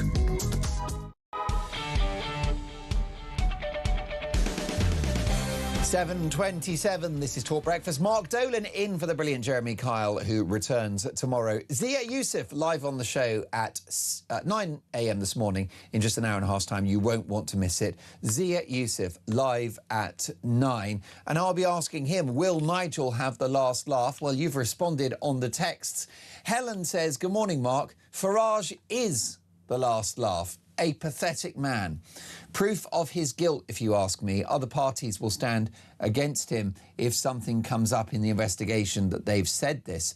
Farage also hated by Restore voters. It's embarrassing for Farage. Everyone, including the right, hate him. Lefties, let's get behind Binface and belittle fascism in all its glory. That would be the finger to the far right. Helen, thank you for that. It's all about opinions. Keep them coming. Here's a voice note from Sean. Morning, Mark. Sean from Grimsby. Never been Farage's biggest fan. However, after yesterday, my estimation of the man went up a bit. You know, because he's right what he says. It isn't us versus them. On the one hand, you've got the Lib Dems, the Tories, the Greens, Labour, who don't want to do what we want them to do. They only want to do what they want to do. And on the other hand, you've got Farage, the only politician who seems to be listening and actually wants to do what we want him to do. And nobody else does. And what's the answer? The Tories, the Lib Dems and the Greens, oh, we're not going to run against him. Well, why not? If this man is such a fascist and a Nazi and a threat to democracy and a Putin lover and all these other things, why aren't you going to show the good people of Clacton, right, to vote for someone decent, apparently? I'll tell you why, Mark, because the rest of them are all cowards. They're only in it for themselves, mate. Great show, Mark. Top man, Sean, thank you for the kind words and for the brilliant voice note. Keep them coming. Meanwhile, the geopolitical situation remains very fragile. US forces have launched powerful retaliatory strikes against Iran in a fresh blow to peace talks after the regime brazenly shot at ships in the Strait of Hormuz. Meanwhile, the US President Donald Trump has threatened to pull US troops out of Europe as he renewed his demand to take control of Greenland. Let's get reaction from Professor Gwydion Prinz, who is a former advisor to the Ministry of Defence, NATO and the United Nations. Good morning, Prof. Morning. Thank you very much for joining us. How unstable is the situation in the Middle East at the moment and that Strait of Hormuz? It's a stable instability, Mark. That's not really a paradox. If you understand what is actually happening here, and the first thing to understand is that there is no negotiation, there never was. There cannot be. The purpose of the negotiation, so-called, I believe, is part of the general plan, which you and I have talked about in the past. The general plan is to produce a circumstance in which the people of Persia can take back Persia. In other words, the end of this Shia theocracy. Now, you can't do that with bombs. You can't do that with people's feet on the ground, American soldiers. It can only be done by the people themselves, but you have to prepare the context. And if you look at what's happened since the so-called negotiations have happened, we've seen the leadership of the theocracy split three ways. It's split between the clerics, who used to be absolutely dominant, and who are now led by Mojibba Khamenei, who nobody has ever seen, the son of the Khamenei, who was killed on 28th of Feb. Secondly, the IRGC. And then thirdly, the group who are principally represented by the Speaker of the House, Araghchi, and the Deputy President, I think he is, Pezekian, who were being abused and yelled at and had to escape from the funeral of Khamenei yesterday because the hardline mourners were saying that they had brought disgrace on Iran by even talking to the great Satan. So what's happening is that the whole business of this so-called memorandum of understanding, just read the thing. The 16 points are completely incompatible with any strategic interest of the United States. So if the United States accepted them, it's essentially accepting a surrender to seizing defeat from the jaws of victory. So see it as part of the general war. It's Clausewitz talking about diplomacy being war by other means. And how do you see this playing out? Because it matters to my viewers and listeners, doesn't it, Professor, given the fact that access to the Strait of Hormuz has big implications for energy supplies into the West and the world economy? Yeah, of course it does. And what hasn't been least not in my observation, much reported in the mainstream media, is a fact which 2 seconds of reflection would tell you must be the case. And that is that the Straits of Hormuz are not controlled by the IRGC. The opening and the closing of the blockade is in the hands of the world's most powerful navy, the United States Navy. And the United States Navy has been escorting large numbers of ships through, but, and I've talked to shipping people about this, the arrangements for it are kept quite quiet. The convoys go through. The insurance is put in place with a federal guarantee from the American government through American insurers. And the terms are that you don't talk about the fact that you've got the insurance and that you're going through. Well, it's fascinating. Briefly, if you can, Professor, how do you see this playing out? Could this issue, I mean, you've mentioned really it's not a negotiation, and I take that point, but could we get back to where we were at the start of the year by Christmas? That's a misframing of the question, Mark. We are far, far advanced from where we were at the beginning of the year. The amount of physical and human destruction, and I'm sorry to be clinical about this, but the killing, the targeted killing of the leadership has been extraordinarily precise and has been devastating. So whilst the extravagant rhetoric of Mr. Trump, which sticks in most people's craw, including mine, I think is not helpful, although I understand why he does it. The fact of the matter is that the Iranian regime is vastly weakened from the position that it was originally in. But it still is in a position to do what it did last night, which is to strike the Gulf states and to try and strike American bases, although not successfully. Look at the reports from CENTCOM. Look at what Admiral Brad Cooper, the quiet admiral who is actually running this whole operation, said over the last couple of days. He is not a man who uses extravagant language, but it's quite clear that he has what they call in the trade escalation dominance here. Professor, always a privilege to have you on the show. This conversation will continue. I wish we had longer, but for now, Professor Gwydion Prince, very clear that Iran is massively enfeebled. And I've got to say that notwithstanding the challenges around the execution of this war, clearly it's the most wicked regime since the Nazis, if we're honest. We know that Iran are the biggest sponsors of global terrorism, and therefore to deal with this regime, I think, is the right thing to do. And possibly Donald Trump will be judged rather more favourably by history than he is by establishment media as we speak. Gwydion Prince is a former advisor to the Ministry of Defence, NATO and the United Nations. Will Nigel Farage have the last laugh? Here's a voice note from Steve. Nigel Farage, I'm a Reform supporter, I'm a Reform member, and I'm not sure what he's doing, what he's saying, because if this is, you know, the final straw is what's happened with his daughter and people turning up at her house or his house, you know, if he's going to then, you know, resign and then have a by-election and then come back into politics, the same is going to happen again. I don't understand what he's trying to, you know, what his end goal is. I think it's all just a show, to be honest. And all he's doing is actually giving more votes, in my opinion, to restore. So it's not helping his situation or reforms.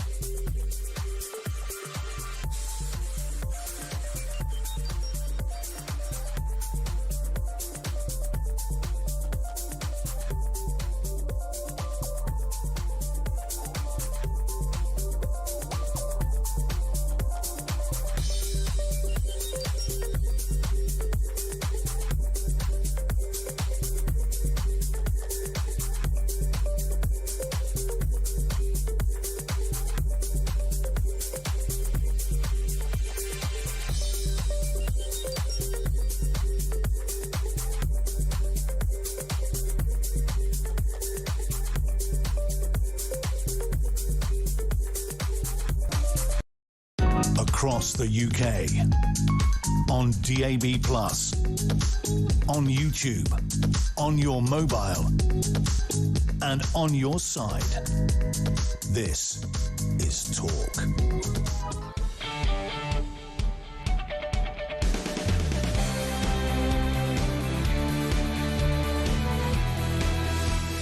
You are listening to Talk Breakfast. Mark Dolan in for Jeremy Kyle, who returns tomorrow. Zia Yousef, Reform UK's Home Affairs spokesperson, is live at 9 a.m. on the show. Natasha has messaged Talk Breakfast.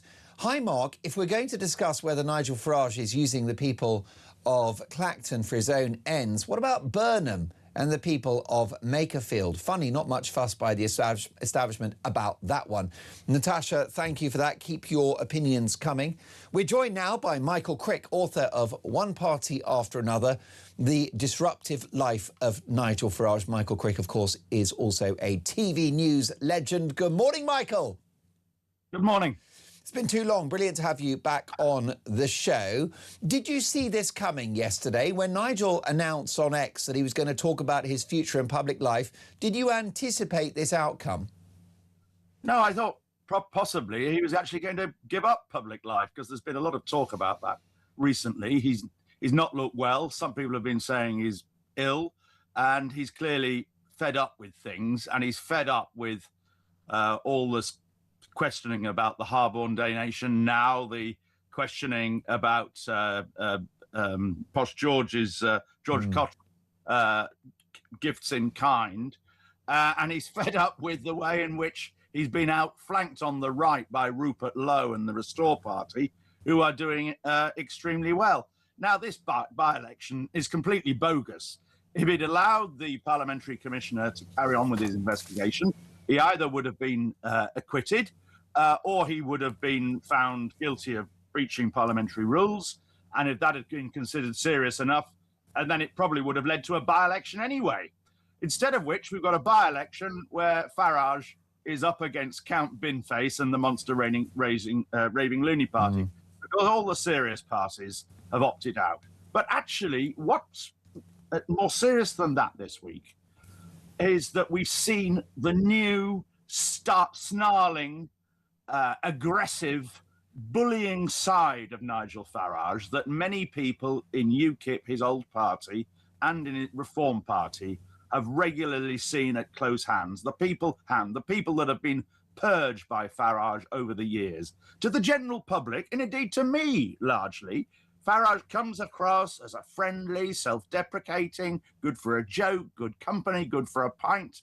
And we're now seeing there is another nasty side of Farage, which is adopted tactics from America, which are basically lies. A lot of yesterday was an argument about Sky News and accusations that Sky had intimidated his daughter, hounded them, banged on the door of their home. The evidence shows that that is just not true. And those lies were repeated by Farage's henchmen, Richard Tice and Zia Yousef and Robert Jenrick, on broadcasters everywhere, and Layla Cunningham, in an extremely aggressive way, as we saw on Newsnight last night, where other people couldn't get a word in. If people tried to come back with truthful comments, they were shouted down by these people. It's a whole new development, this, based essentially on lies. And the whole thing about Nigel Farage's daughter, Isabelle, is just complete rubbish. And I said so last night, and of course Richard Tice landed on me, and I'm saying it again today. What evidence have you got that Sky hounded Isabelle Farage? What evidence have you got that they intimidated Isabelle Farage? You're showing a picture on your screen now of somebody walking up to the door, and quite reasonably, what, according to Sky, and I believe them, they the word is possibly knocked on the door, possibly rang the doorbell, not banged on the door. And the purpose of that was to try and see if Nigel Farage was at home, because that is the house that Nigel Farage was registered to vote at the last general election. It was difficult to find Farage over the weekend. Sky weren't clear, I think, whether he was in this country or still coming back from America. Perfectly reasonable to go and knock on somebody's door or ring their doorbell to try and find them. According to Sky, they had no interaction at all with Isabelle Farage. Now, if Farage and Tice and Zia Yousef and Leila Cunningham and Robert Jenrick have evidence to the contrary, they should produce that evidence now, and I will withdraw what I've said. But for the time being, I think Sky have got it right on this, and Farage and his cronies have been telling a bunch of lies. That is now their political tactic, like Donald Trump. Now, Michael, there's a debate to be had about whether Farage has overcooked his concerns about Sky News's actions. But we do know that they were outside this property where Mr. Farage was registered to vote at the last election. I take that point. However, it was very well reported that Nigel was out of the country at the time, and the person at the property was his daughter. And Nigel Farage, notwithstanding what I thought was quite an unedifying short interview with Sky News reporters on his return to the UK at the airport, that anger was genuine. Well, it may have been genuine. It may have been cooked up. But the fact is that they didn't. Where does that Sky appears to have had no interaction with his daughter. Has he produced? Where's the statement from his daughter? It's my understanding that an individual from Sky News approached the property, rang the doorbell, as you say, or knocked on the door without a camera crew. But this happened, you know, and therefore, to the letter of the law, Sky News approached Nigel Farage's daughter at home. Well, they didn't. So know why have you gone into bat for Sky News? Are you on the payroll, Michael? I think that decent have they slipped you a few quid? I think it's our duty. No, they haven't slipped. It's not our duty to take sides, Michael.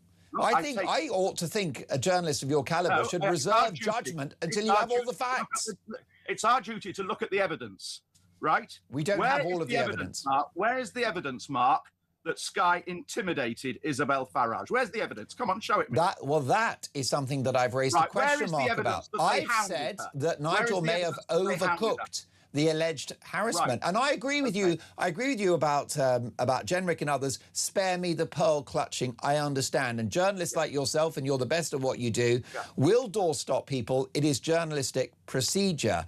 But that said, Sky have clearly sent an individual to ring that doorbell to approach a property inhabited by someone's daughter that has never been in the political arena. Well, it may well have been that Sky thought, right, we've got to find Farage.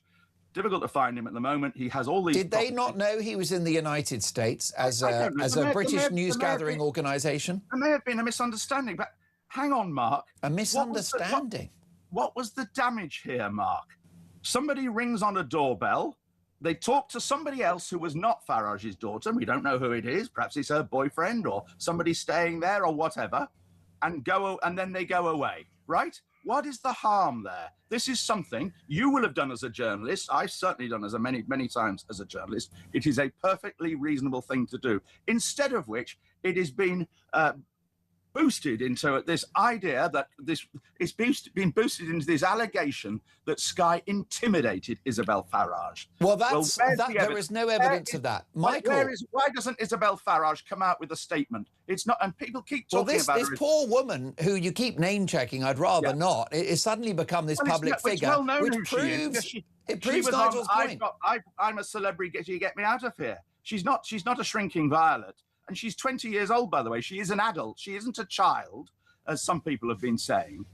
Well, I agree. I mean, that's misleading. Right, and this idea that they've slipped me some money. You're better than that, Mark Dolan. You're a lot better than that. Listen, and you know it. You know the levity with which I conduct this job. And if you want to come round here and look at my bank accounts, come round. And you'll share all of your details with the parliamentary authorities if you become an MP. Look, Michael, the bottom line is that there is, a lot of agreement between us. I think that Reform UK are guilty of pearl clutching on this one. I'm also a bit concerned at the idea that news organisations should be prohibited from so-called doorstepping, which is an important part of their job and something that you've done with distinction for many years, which is why I introduced you as a TV news legend. But I don't know, Michael, why you're going into bat for Sky News in regard to their approach to a property when Nigel was very publicly in the United States being photographed with the Vice President, no less. In actual fact, I think smell a rat. At the time in question, he wasn't in the United States. He was on the way home. But you know, I don't know the answer to that. You're clutching at straws, Michael. You're better than that. Don't worry about me. Hang on a moment. You've just described those scenes as doorstepping. You used to be so surgical. So did you. Now, don't start acting like that lot. Now, Mark, you and I used to be good friends. I used to get on with you. We still are, I hope, Michael. We still are. I'm your number one fan. The picture you've got here is not somebody doorstepping. It is somebody. Doorstepping involves somebody with a microphone or a notebook and a camera. There isn't a camera in this scene here, taken presumably from Farage, the video on Farage's on the house. I say Farage's house because I think it is still owned by him. It is somebody going up to the door to see whether he's there, right? That is not doorstepping, certainly not hounding. It's certainly not intimidation. But Michael, what I find stretches credibility is that a news organisation like Sky News should be unaware that Mr. Farage was out of the country. Well, maybe they didn't know whether he'd come back or not, whether he'd come back on an earlier plane and then gone back to his house in South London. Maybe they didn't know. I don't know, and I hope to find that. That is the grey area, and that's why I'm surprised, Michael. I'm surprised that you're being so partisan about this, because you and I, neither of us have all of the facts. I plead guilty to being partisan in the interests of truth, right? I am a journalist who's interested in finding out what's going on. And I respect that. And you Michael, essentially are a propagandist. What in what context am I a propagandist? I have agreed with you. A propagandist because you see it as your role in life to change people's views. I see it as my view in life as a mainstream journalist to find out what's going on and find out why it's going on. And therefore, why have you failed to do that on this occasion, Michael, when you're giving Sky News the benefit of the doubt that they didn't know Nigel was overseas? Because I know how Farage That's a favourable interpretation. Farage uses the lie as a common form of currency. He's lied and lied and lied again throughout his political career. And so far we have seen no evidence from even the evidence we have from Farage's house doesn't suggest hounding or intimidation. And upon that we can agree. Right. And I think that Robert Jenrick's expression on Sky News that, you know, that the journalist approaching someone's kids is very misleading.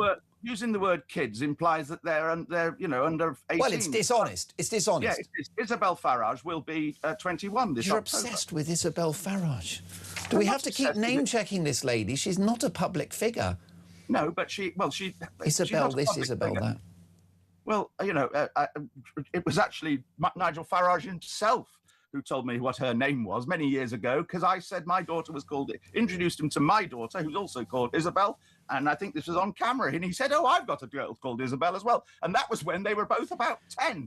So, and she appeared on these I'm a Celebrity, Get Me Out of Here. You remember when Farage came out of the jungle or whatever it is, his girlfriend, Law Ferrari, turned up along with his daughter, Isabelle.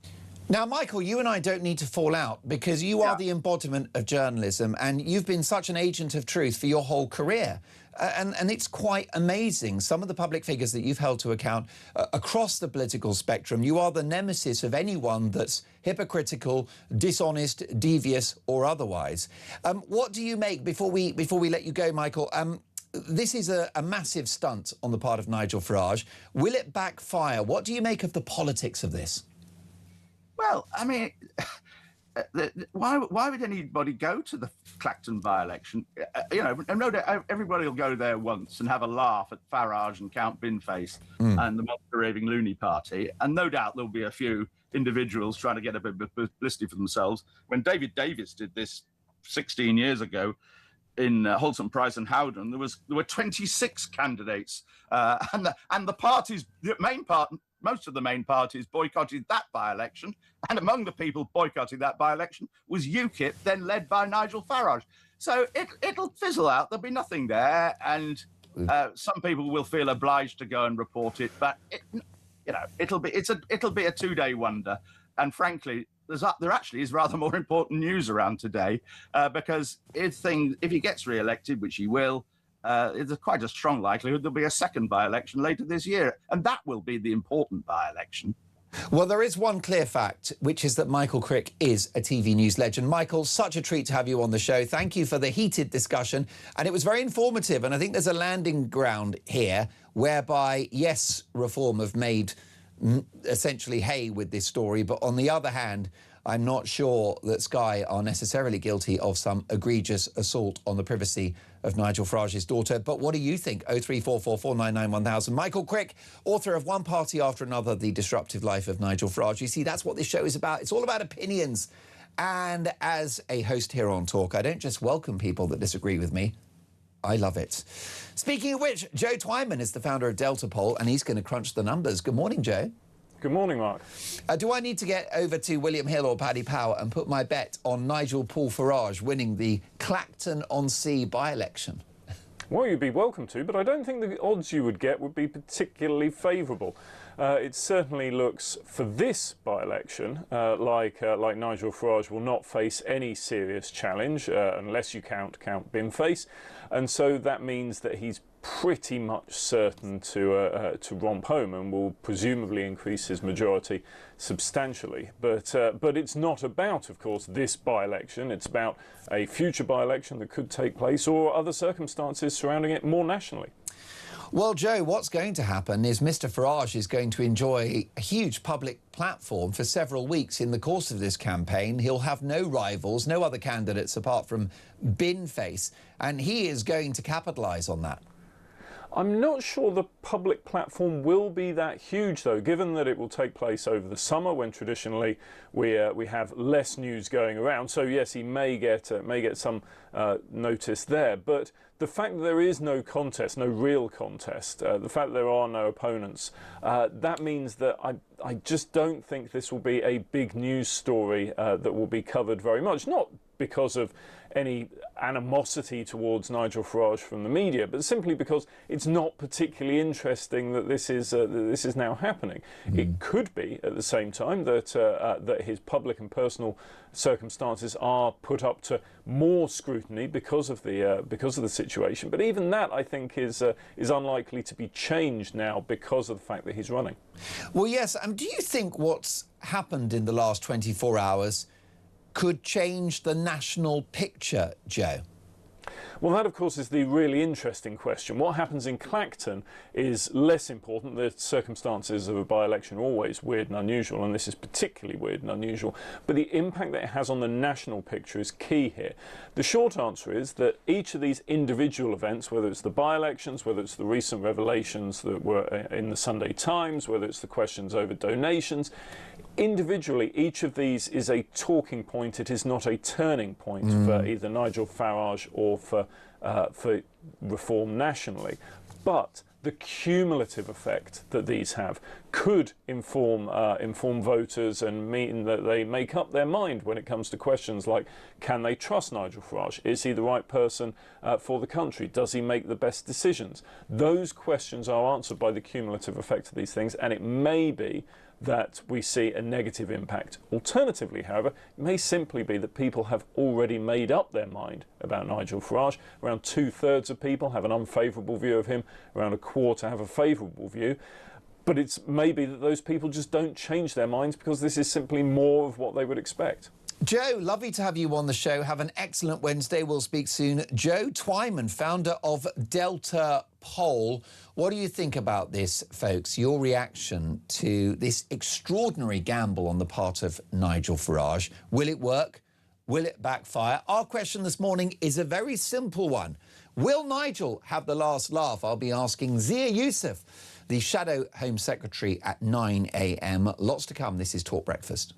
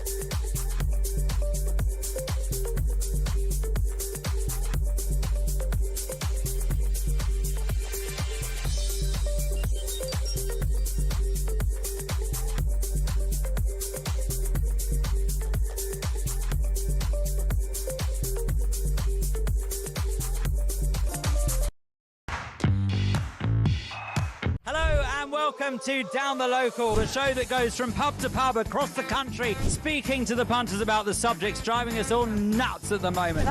Rachel Reeves, Rachel Thieves, Rachel McCown. I don't really know Meghan Markle. I know Meghan Markle's from Suits, that's about it. I don't know about anyone else, and I don't know where this is going. I have 0% beard, and I feel Raise the flag, I think, is symptomatic of this desperation. Is public transport good value for money? No, it isn't. You really don't like speaking to people.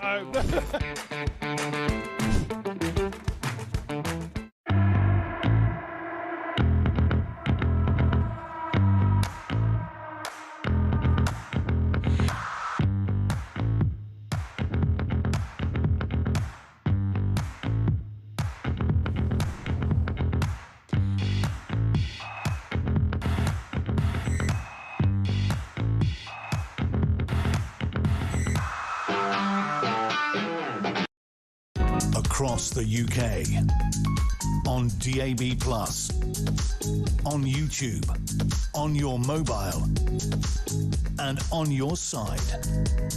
This is Talk.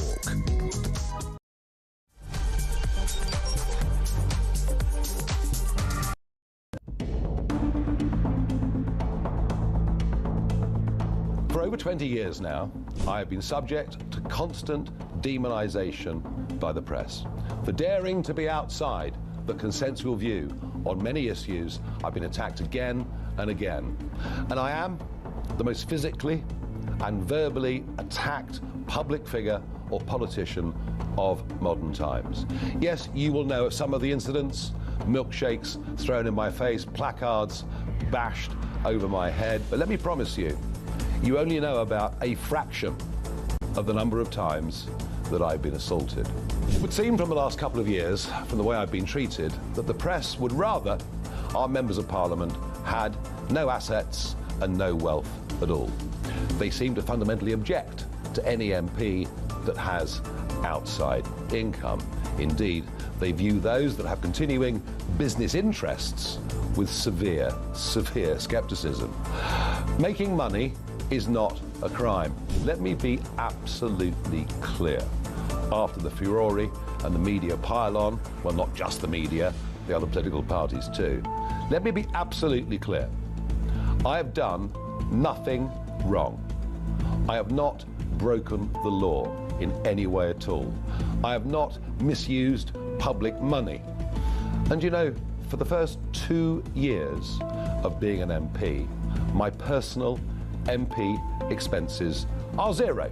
I thought about it hard, and I've decided today I will resign as a Member of Parliament for Clacton-on-Sea, thereby forcing a by-election, which should happen, I hope, in short order. No, I've decided that the people of Clacton should be the judges of my actions. This will be a people versus the establishment by-election. It's a chance to stick two fingers up to the entire establishment, to frankly tell them where to go.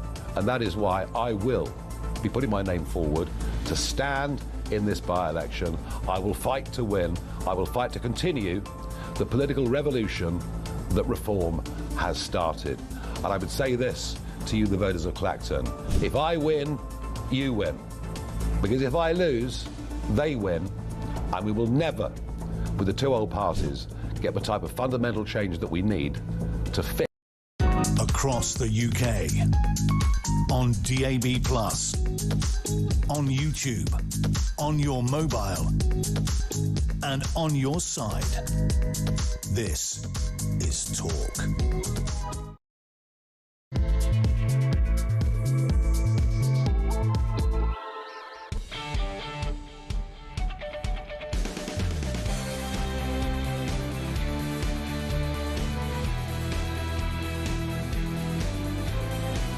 Three minutes past 8, top of the morning. Mark Dolan in for Jeremy Kyle, who returns tomorrow. And breaking this morning, if I win, you win. It's the biggest stunt in British political history. But will Nigel Farage's great gamble pay off? I'll be putting that question to Zia Yousef, who is Reform UK's Shadow Home Secretary, at 9 a.m. Don't miss it. So with the other main parties not running a candidate, will a by-election victory in Clacton-on-Sea be legitimate? The Reform UK leader frames this contest as the people versus the system. So will it work? Can Nigel Farage bring down the establishment, or is this a pantomime and an empty stunt? Is it an insult to the voters of Clacton-on-Sea? Let me know your thoughts. My phone number is 0344 499 1000. Text the word talk in your message to 87222, or leave us a voice note, which is exactly what Phil has done. Take a listen. Good morning, Mark, on a beautiful sunny day. Well, according to Badenoch, Nigel Farage is having a hissy fit, is he? Well, what are they doing by not standing anybody in the election? Are they having a little hissy fit? Well, we all know as well they're going to get trounced, and they don't want egg on their face, and they don't want to suffer the embarrassment. They honestly do believe that we, the electorate, are stupid. Have a great day. Phil, thank you for that. I completely agree. The contempt that the establishment have for the British people is wild, which is why we've had so many policies which are against the people and against the British national interest. The Chagos Islands giveaway, net zero, which is economic suicide and the effective deindustrialisation of the country. The cult of welfareism, which makes a mockery of going to work and working extra hours just to pay the bills, whilst others stay home and chill out. Let's not forget that statistic. I've got two stats for you that demonstrate broken Britain. One is 600,000 households are now better off not working than going to work. And my other favourite stat is that 1 in 6 of the Sunday Times rich list from last year have left the country. So if you don't think that Britain's broken, I can't help you. Let's take the views now of Anne Widdecombe, who is a former Home Office minister, broadcaster and best-selling author. Good morning, Anne. Good morning, Mark. And did you anticipate that Nigel Farage would provoke a by-election when he announced that he'd be speaking about his future on X yesterday? No, I certainly didn't anticipate it, but I have to say, I think it's the right course to take. Now, this is a very decisive man. I mean, this is the man who, for years and years and years, we heard from successive governments, so you can't do anything about ECHR, we've just got to obey their judgments. And Nigel said, well, no, actually, we don't. Now, that is the sort of decision-taking that is needed in the leader of the country. And he has now taken a very similar attitude in this personal circumstance. And he has said, I don't have to put up with all this hounding and harassment for as long as, the establishment or the press fancy it. I can actually take matters into my own hands now. And that is what he's done. And I think that's what makes Nigel Farage so different. But Anne, you believe in probity in public life. Is it not right that the parliamentary authorities want to investigate the nature of this £5 million gift, even if Mr Farage is vindicated? Oh, I don't have a problem with the committee investigating anything it wants to investigate. But let's remember what happened with Boris Johnson. Boris's defence was that he didn't knowingly mislead the House. Yes, he said something that wasn't right, but he didn't know. And the committee actually, for the first time, changed the terms and said, well, actually, it wasn't necessary to prove that you didn't know. You merely had to mislead Parliament. You didn't have to do it knowingly. Well, that was a complete change. I've got very little trust left now in parliamentary processes. And if you look at this government, which has a majority on that committee, if you look at this government, look at the way that it's reacted when it's felt vulnerable, changes to political donations, cancelling local elections, we all remember that, going for votes at 16, loosening the voter ID requirements, you just name it.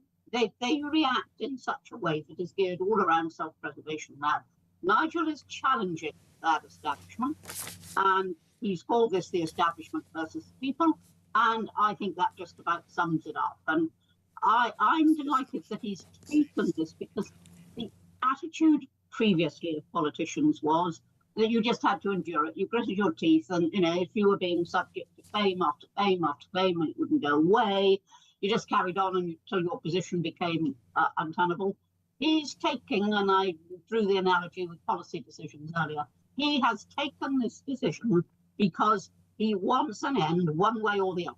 And he's right to do this. You know, they're going to lack credibility if there's a by-election and a huge majority for Nigel. There's going to be a great lack of credibility if he's still hounded and pursued. Does this establishment of which you and Nigel speak actually exist? Yes, I believe it does. Now, I didn't always believe in that theory, but I do think now that different parts of the establishment act in ways which I think are extremely questionable. We saw it over the banking scandal. And suddenly you realise it wasn't just Nigel, a load of other people as well who didn't have the ability to publicise and fight it. So, yes, I think the establishment is there in that sense, yes. However, Anne, it's not clear what will be achieved from this by-election, particularly given that the other parties are not standing. So therefore, if it's just Farage versus Count Binface, this is not serious politics, is it? It's student politics and it's a pantomime. No, it's very serious politics. So it's up to the other parties whether they stand or not. We know why they're not. They're threat. They know darn well they can't beat Nigel. They don't want to spend the resources campaigning and all the rest of it when they know they can't beat him. They're threat. Farage versus Binface is not serious politics, Anne. Can I finish? They're threat, so that's why they're not standing. No, it's their decision not to stand, not Nigel's. Their decisions. And this is serious politics in this sense. Binface isn't serious politics, forget it. But what Nigel will spend that campaigning period doing is what he told us he would do. He will clear his name and he will ask the people of Clacton to express a vote of confidence in him. That is not pantomime. That is taking the initiative, thank heaven. But Anne, why doesn't he clear his name with the parliamentary authorities rather than the people of Clacton who are going to vote for him? And they've already said... It's an empty gesture, isn't it? And the parliamentary authorities... Meaningless. Can I finish? Please do. And the parliamentary authorities have already said, no, they're not going to report till September. I mean, there is no urgency there. And Nigel is saying, right, I'm not going through this until September. I'm not just going to let this go on. I'm going to challenge it. I'm going to face it down. That is the essence of Nigel. But Anne, how does a certain number of people in Clacton re-electing Nigel clear his name? How does that clear him? I don't understand. Well, sorry, you don't understand. I mean, it will tell us he's popular, but that's not the same as being cleared. Yes, it is, if he puts the facts before the people of Clacton, and the people of Clacton decide in exactly the same way that you put facts to a jury. If he is putting facts to the people of Clacton, and the people of Clacton accept those facts and turn him with a thumping great majority, that is the people speaking. I agree, Anne, I agree, if the other parties run. But in the absence of Labour, the Lib Dems and the Conservatives, this victory will not be legitimate and it will clear nothing. Of course it's legitimate. I mean, we had exactly the same in Holton, Price and Howden, and I thought it was a bad move at the time, but David Davis stood, and the other parties took one look. I mean, this was a solid Tory seat. They weren't going to win. They didn't stand. What actually matters now is the people of Clacton saying, we believe in Nigel, and that, I think, will add enormous strength. But Anne, it would mean that Reform voters have voted Reform. That's not a story, is it? Well, it depends, first of all. I mean, if, for example, his majority will obviously increase because there are no other candidates. But if his vote increases, if there's a very solid... I mean, the press will be there every day in Clacton. And if Nigel's side of this can be properly reported, maybe it's an advantage. Maybe it's an advantage that there won't be the opposition. I don't know. But what I do know is this is a decisive action from a decisive man, and I yearn for him to lead the country because he'll take exactly that same level of decisiveness to the task. Well, Anne, you're decisive and you've been incredibly ideologically consistent for so many years, which is why you felt you needed to leave the Conservative Party, firstly to get Brexit done, and also because on a different media network you told me on air that the Tories are institutionally woke. You've been proven right. Can I ask you about the wider project and the Reform UK issue. Do you think, Anne, that if Nigel had his time again, he would have declared the 5 million, notwithstanding that it was a gift?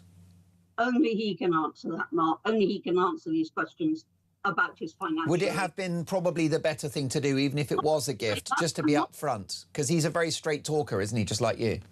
I'm not going to say that because I do not know the details. Now, there's a massive commentary going on at the moment from people who simply don't know the details. And if it was your 5 million, Anne, would you have declared it? If it was a gift from a friend, and my God, if I had 5 million, I'd give it to you because you are one in a million. And you would be worth every penny. You'd be forced to have afternoon tea with me every day, but that's fine. Everyone has a price to pay. But if someone had bunged you 5 mil, you would have declared it, Anne. Oh, I ideally wish I had friends who could tell me 5 mil. Absolutely love it.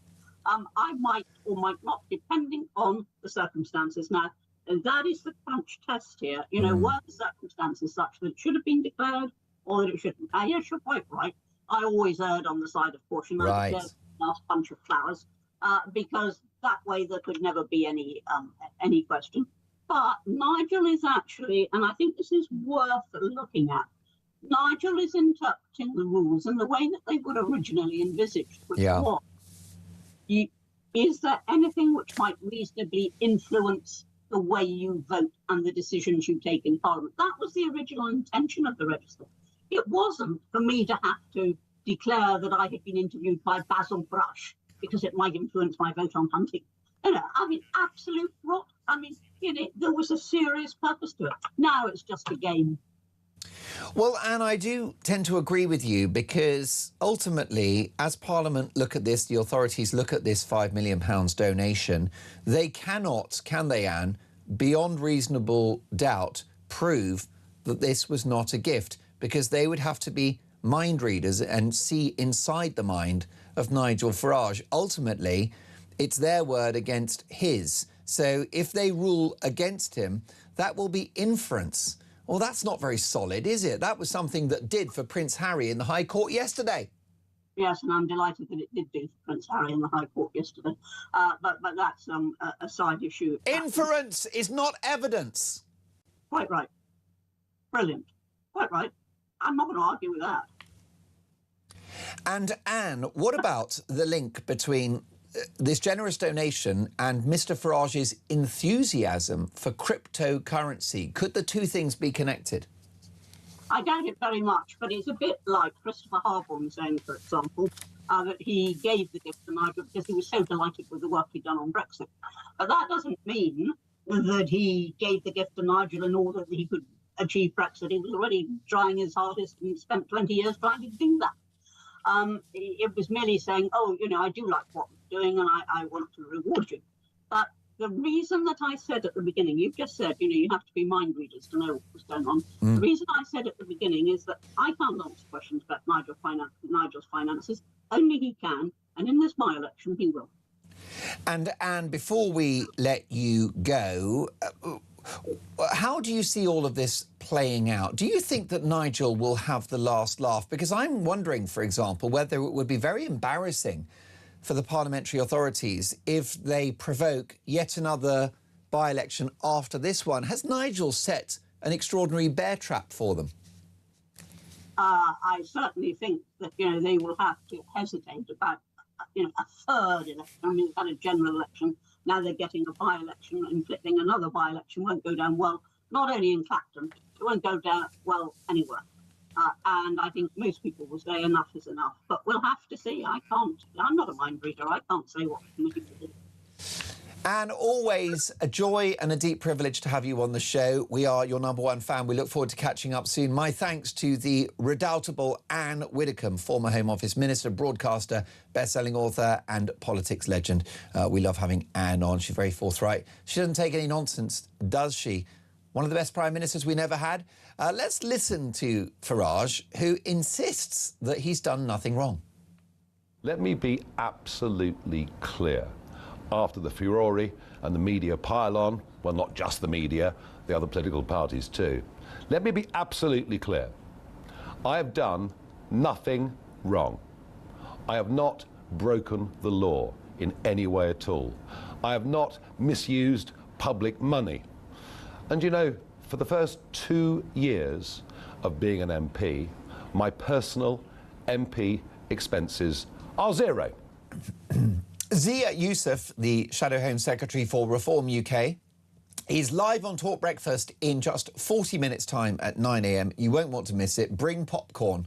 I guarantee it's going to kick off. Fireworks. Mix my metaphors. Choose your metaphor. Folks, a simple question this morning. Will Nigel Farage have the last laugh? Here's a voice note from Laura. Morning, Mark. Laura in Wiltshire. If Nigel has done something wrong, fine.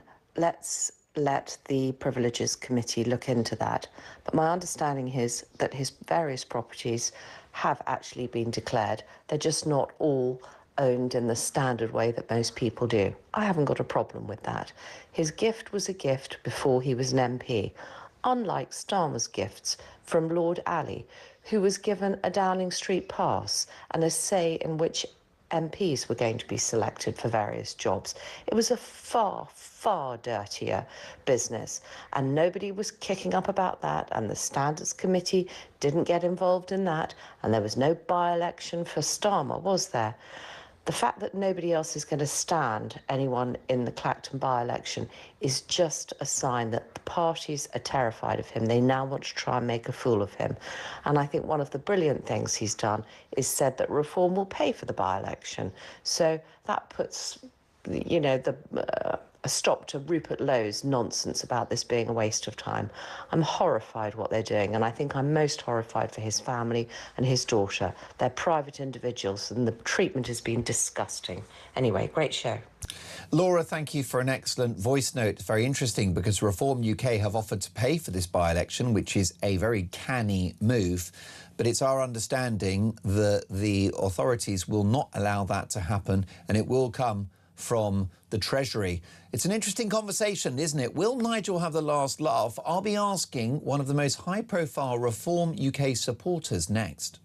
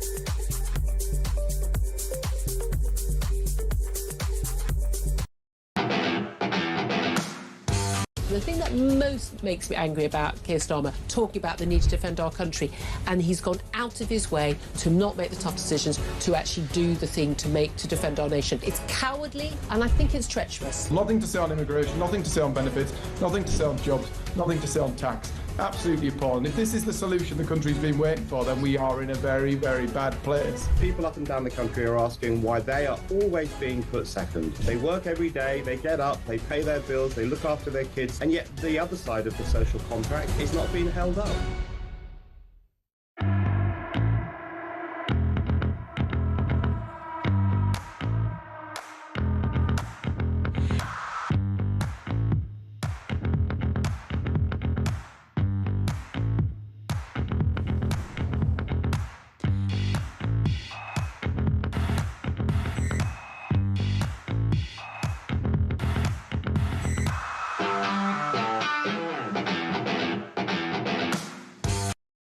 Across the UK, on DAB+, on YouTube, on your mobile, and on your side.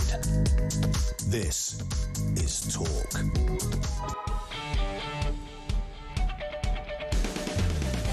8:23, Mark Dolan with you for Talk Breakfast. The brilliant Jeremy Kyle returns tomorrow. Zia Yousef, Reform UK's Shadow Home Secretary, live at 9. Will Nigel have the last laugh? Who better to ask than one of the most respected journalists in the country and Talk's international editor, Isabelle Oakshot. Good morning, Isabelle. Good morning. Well, that put a cat among the pigeons, didn't it? It sure did. And I think that the other parties who, as we've been talking about this morning, have had their own form of hissy fit and decided that they're not going to stand in this, are furious because they didn't see it coming. I'm quite surprised they didn't see it coming. I mean, it's vintage Nigel, isn't it? Is he going to sit around for ridiculous periods of time while every media outlet continues to harangue him about the 5 million and numerous other things? Is he going to sit around while the Standards Commissioner, who's already had a couple of months to decide one very simple question, did this or didn't this break parliamentary rules, strings it out forever longer, causing more and more damage to Nigel Farage and Reform? Or is he going to just seize the bull by the horns? Nigel would always seize the bull by the horns in those circumstances. But the other parties didn't see this coming, which I find quite funny. I certainly did. And they are unprepared. What they would have liked to have done, I am sure, is come up with a so-called unity candidate. They would like to have tried to stitch it up between them so that there's only one candidate on the left, for example. But they haven't had time to do that, which is all part of Nigel's strategy in springing the surprise. They've only got, I think the by-election period is actually only 4 weeks, not 6, as is sometimes reported, but we need to check on that. Yeah. They just haven't had time to prepare. So they've all thrown their toys out the pram and said, well, we're not going to stand at all. But what we will do is stand when we've got a bit more notice so that we can try and stitch it up a second time. They want a second by-election. I mean, it's comical. Well, it's a remarkable political stunt, and it surprised many people, if not you, Isabelle. But will it backfire, given the fact that the other parties are not participating? Will it lack legitimacy? How does it clear Nigel's name if Reform UK voters vote Reform? Well, I think, if I may, that it isn't quite the right question. So I thought it was a brilliant question. I was actually quite proud of it. I think you initially said, will it lack legitimacy? All those things. I think such a good question. I'm quite proud of myself. No, there's a better one. Will it work? That's the key question. If I'm going to be devil's advocate here, and I think you're doing a brilliant job of really subjecting this to an inquisition, because I heard you ask the same questions to Anne Widdecombe. I think the real question for Reform supporters and for Reform's leadership is this going to work? I think it was absolutely the right thing to do, but will it be enough to shut everybody up?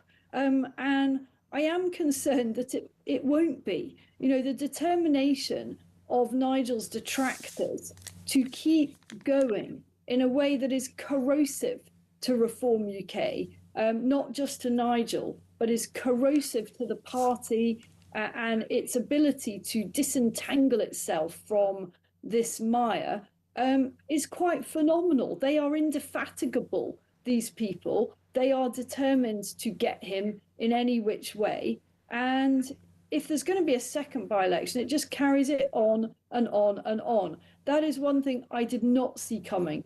I could not have imagined that people would be so ridiculous as to be baying for a by-election if Nigel's found guilty, as it were, by a standards committee. But then when he calls one himself, go, well, actually, it's not the actual by-election we want. We want another one in a few months' time. So honestly, I've been in politics for 20 plus years. That is a level of lunacy that I just didn't see. And I think you've actually demonstrated your journalistic and political chops. And I'm going to grant you that actually the bigger, more important question is, will it work? You're absolutely right, because that's the issue. How consequential will this be?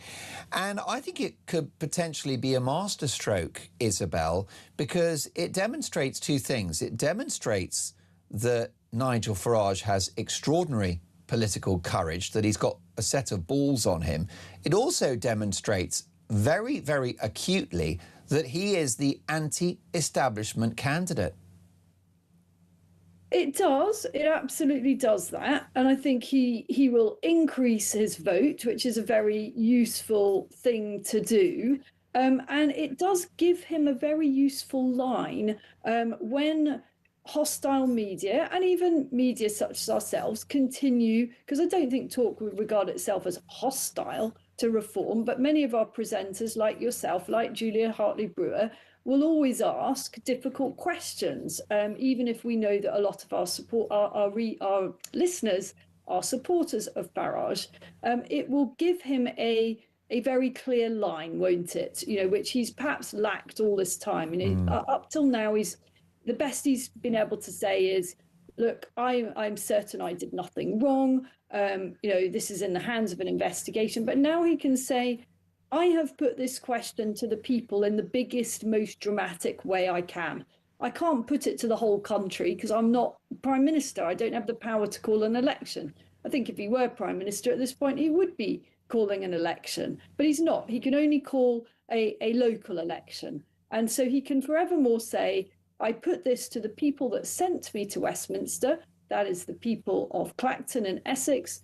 And their verdict was that maybe even if they do think there's something a bit funny about the 5 million, even if they're maybe a bit envious of it, frankly, I wouldn't mind somebody giving me a fraction of that money with no strings attached. They've decided that what I can do for the country is more important than my complex financial affairs and then my friendships with George Cotterill. Nigel Farage had nothing to lose by declaring the 5 million to the parliamentary authorities. It may well be proven he didn't have to because it was a gift, is his argument, and I think it's his word against theirs, which is why I don't think they can rule against him, because that would be inference, not evidence. But if he had his time again, Isabelle, do you think he would have declared the 5 million? I would. So I'm a bit nervous to put myself in Nigel's mindset. You know, he doesn't always approach things in the way that others necessarily would. I'm a journalist. I'd be ultra cautious about something like that. Being a journalist, I just know what is the worst that's going to be said about pretty much anything. And I kind of know the worst will be said about pretty much anything when it comes to politics. So being a journalist, I'd have probably approached it differently. But Nigel's not a journalist. He's got many other things going on. And it is evident that he took a lot of advice about this.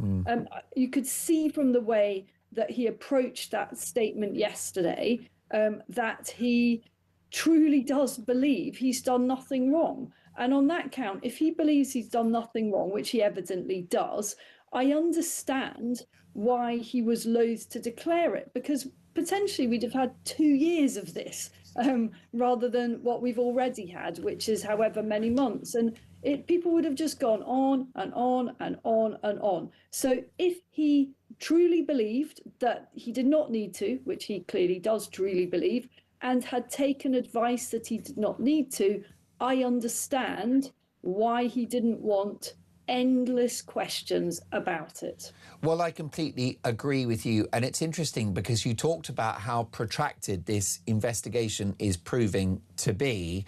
And it's a good example, isn't it, of how the establishment operate, Isabelle, that the process is the punishment. Yeah, I mean, it's one question. I don't know how this could be done and dusted in a morning. It could be, much like many of the other things that are the powers that be deal with. You know, tens of thousands of asylum claims that I could deal with one a day. Yeah. You know, probably more than that, and rattle through it. But that is not how processology works. And I'm not impugning the Standards Commissioner. I'm sure that they are impartial, but there are big politics at play here. Nothing less than the future of our country and who's in charge. And Nigel Farage is a radical reformer, And I heard the interesting conversation you had earlier with Anne Widdecombe, where you said, you know, is there such a thing as the establishment? And it's all too easy for us commentators to trot out these phrases as if everyone knows what we mean. So I thought it was a good question to ask. What is there such a thing? What we mean by that, well, what I mean is all the vested interests that do really well out of the system as it is, the comfortable, complacent professionals and public sector workers who feed off the status quo. I'll just give one example for people who wonder what we mean by the establishment. The BBC. That is the ultimate symbol of the establishment. And Nigel Farage has said that he plans, if he gets into power, to dismantle the funding system of the BBC. Therefore, you have an entire institution for whom this is existential, for whom, if reform gets in, they're going to lose their jobs. And that's just one little example. You know, you've got thousands of civil servants, thousands of people that work in bloated public sector organisations for whom Nigel Farage represents a massive threat to their paychecks. That's what we mean by the establishment, and by God, it does exist. There's also a very important point underpinning all of this, Isabelle, which is the safety of arguably the most high-profile politician in the country, perhaps second only to the PM, and that is Nigel Farage. He's an incredibly recognised figure. He faces multiple threats, many of which we know nothing about. Does it shock you, given the murders of Joe Cox and David Amis, the so-called establishment do not take the safety of someone like Nigel Farage seriously, someone ahead in the polls who is likely going to be, after Andy Burnham, our next Prime Minister? Well, I mean, I take it very seriously because having been around the party for so long, I'm fully aware of the very real danger that he faces on an hour-by-hour basis. Nigel can't really go anywhere. No. You know, if he wants to go out for dinner with friends, go to the pub or something like that. Which he does like to do. All has to be meticulously planned beforehand. Yeah. The resources that have to go into this are extraordinary. He's never forgotten being in the centre of Edinburgh, in the old town of Edinburgh, many years ago, and basically being imprisoned in that pub as an angry mob descended. They had to lock the doors. He was stuck in there, and that is what would happen almost anywhere he went. I mean, there was an awful scenes when I don't even know if how much time he spent there, outside another restaurant up in Newcastle, a bunch of mad lefties wearing purple trousers and strings in their hair gathered outside the pub and were shouting expletives. It was grotesque behaviour. This is what he faces on a daily basis. That is what happens to people who threaten to upend the status quo in this country. And it's very, very real. And people keep saying, well, he's not Joe Cox, he's not David Amis. Well, isn't that the point? We're trying to make sure that he isn't those victims of murder and tragedy. And no, surely even his critics don't want that.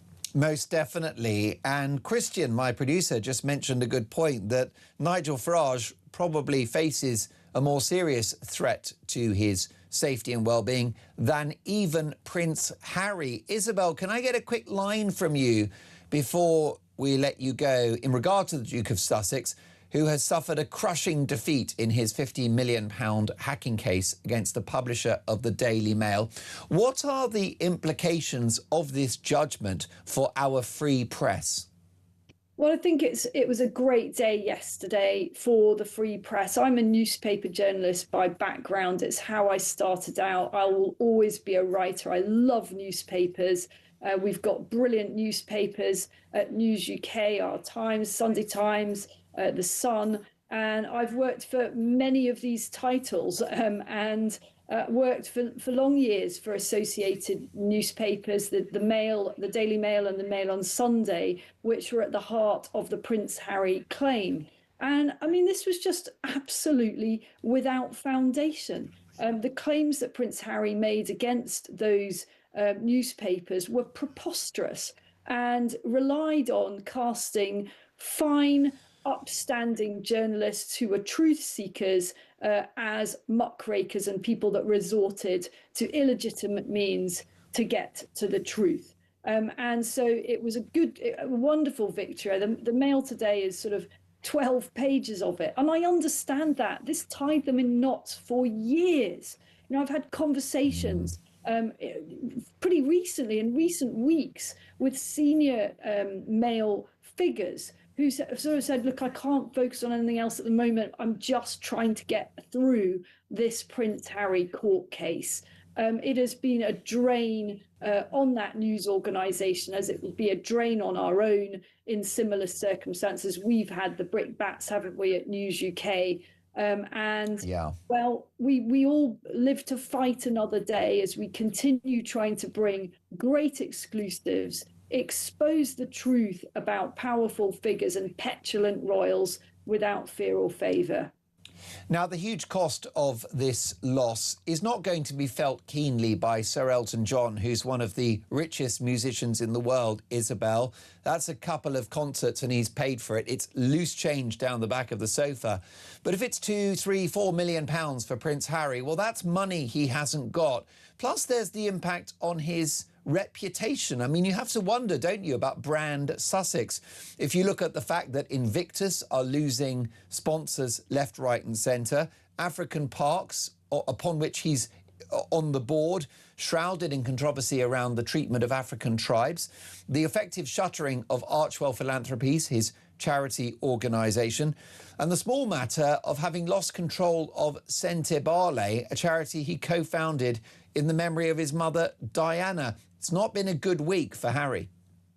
I mean, I sort of found myself sighing as you read all of that out, because it's actually really sad. We the British people, I think, only want the best for Harry as a British royal. I don't take any delight in the sort of dismantling of Prince Harry's reputation that he's done to himself. And the vanity of the man. He mentioned it earlier. I'm sure Nigel Farage is a much bigger target.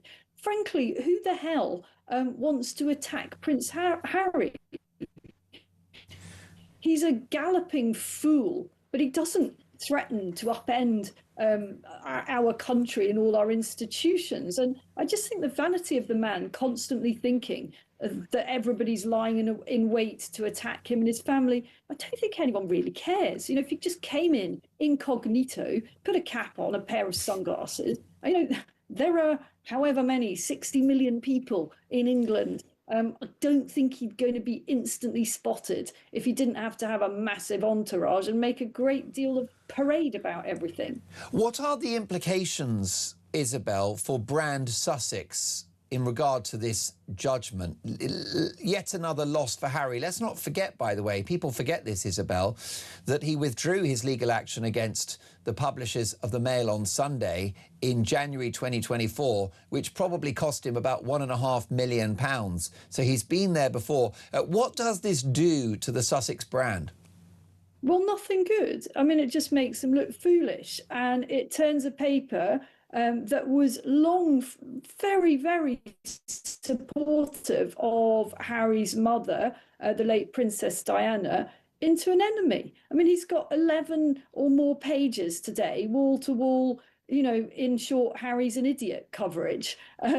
It's just such a self-inflicted wound, like so much else that the Sussexes do. Why didn't he just come to the UK and stay with his dad and be like a proper son?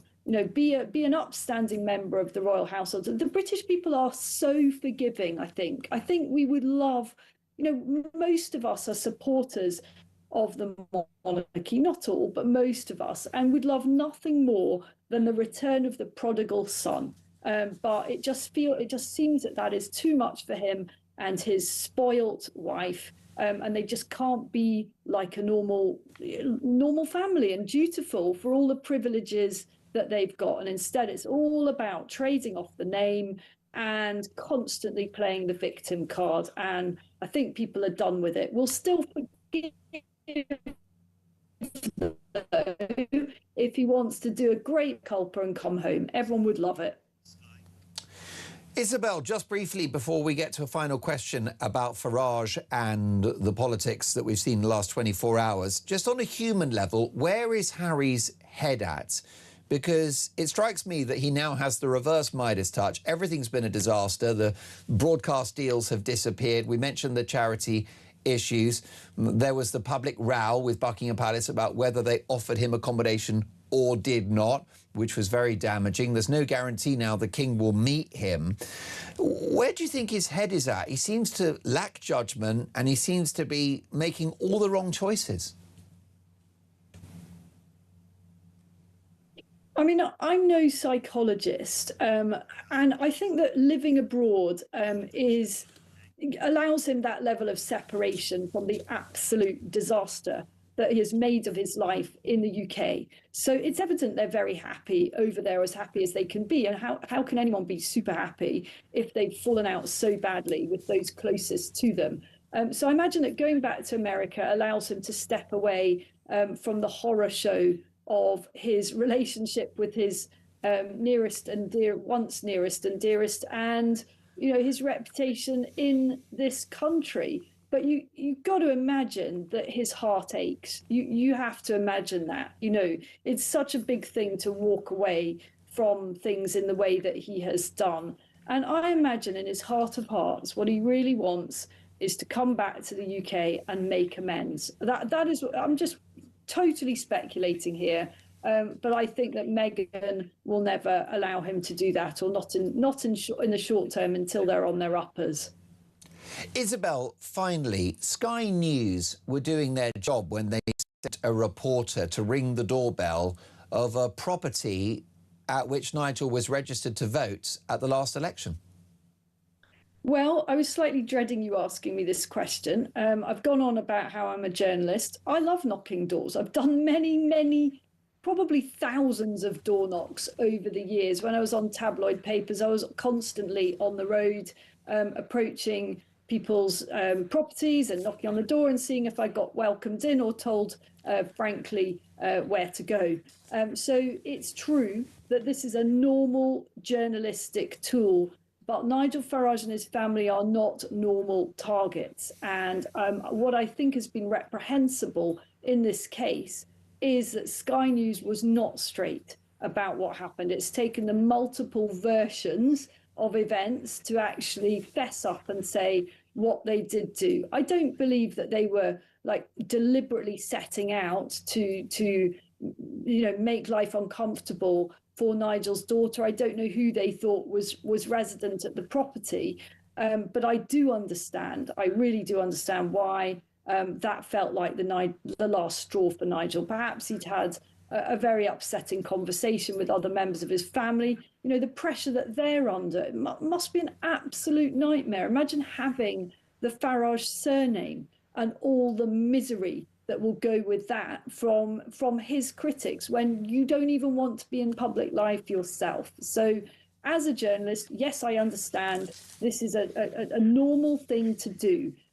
But as someone who knows Nigel and knows what he and his family go through, I also understand why this was so upsetting for him, especially given that Sky dissembled about what happened. Isabelle, fantastic to have you on the show this morning. Thank you for your valuable time. Isabelle Oakshot is Talk's international editor. A simple question this morning: will Nigel have the last laugh? 8:47, this is Talk Breakfast.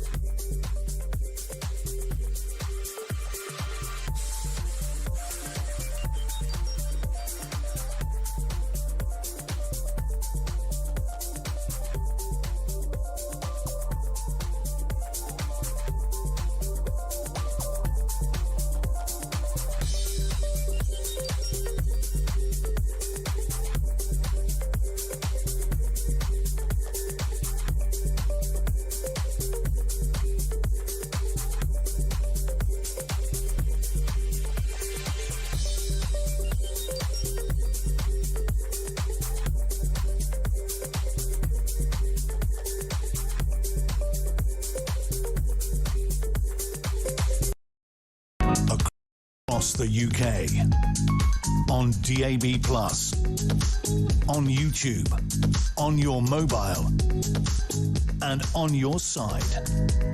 This is Talk. Talk Breakfast, 8:48. Mark Dolan with you until 10 a.m. Zia Yousef, Reform UK's Shadow Home Secretary, live on the show in 10 minutes' time. Don't miss it. Will Nigel have the last laugh? This from Nigel in Brighton, referring to Nigel Evans, who is the former Deputy Speaker of the House of Commons. Nigel Evans is right, says Nigel in Brighton. He's right that journalists can ask about money and property. Nobody sensible argues otherwise. That was never the issue. The issue is consistency and volume. When it's one of their own, the BBC's tone is measured and it moves on. When it's Farage, it runs and runs and runs. That is a judgment about editorial choice, not about whether the questions are fair. And now watch the framing. He has resigned to avoid scrutiny, they say. He's done the opposite, in fact. He's handed it to the people of Clacton to judge. And that's far harder of a test than any committee. Nigel goes on to say, if they wanted him held to account, they should welcome that, not sneer at it. The fact that Labour, the Tories and the Lib Dems are all refusing to stand tells you they would rather not let the public decide at all. Herbie is in Harrow. Good morning, Herbie. I think Nigel's done the right thing there. He's thrown the gauntlet and he said, now prove me wrong. It's your choice, your chance to prove me wrong. All the other parties keep on moaning and groaning. Stand and fight the man and say, we are here because we defend the rights for people to understand what's gone on and what Nigel's been doing. Prove him wrong. Here's the opportunity, and they're not taking it up. What does that tell you, Mark? And will Nigel have the last laugh, Herbie? Is it going to work, this gamble? Well, I hope so, because he's done the right thing. I mean, to say he's taken a chance. He may not be elected, but I'm sure he will be. But the other parties have got this opportunity. They keep on knocking him. They keep on running him down. Prove him wrong. Here's your opportunity. Fight the case. Put your propaganda out there. Put your leaflets out there telling them why they shouldn't vote for Nigel in Clacton. Come on, here's your chance. Herbie, brilliant call. Thank you. Call us again soon, 03444991000. Mark, Nigel Farage says making money is not a crime, but how you make money should be under scrutiny, especially if you're in a public role. How are these so-called humble servants in public life so rich? Natasha, Mark, if we're going to discuss whether Nigel is using the people of Clacton for his own ends, what about Burnham and the people of Makerfield? Surely that is double standards. Interesting. Well, let me take another call if I can. Andy is in Hackney. Oh, no, we've got Bob. My goodness. Let's go to Clacton-on-Sea in Essex, which is going to be at the heart of this story. That's where the by-election is happening. Good morning, Bob. Mark, it's great to talk to you. It's really a pleasure. Well, thank you. It's great. Well, me too. It's lovely to have you calling, Bob. First of all, I love having everyone's opinions, especially if you're in Clacton-on-Sea, because it's your constituency, it's your home where this by-election is going to happen. Are you happy that it's happening? Yeah, I think, personally, I think Mr. Farage has made a fantastic move in this whole gambit of things. He's just put everything on the line. And I've had the pleasure of sharing a couple of pints with Nigel in one of our local pubs.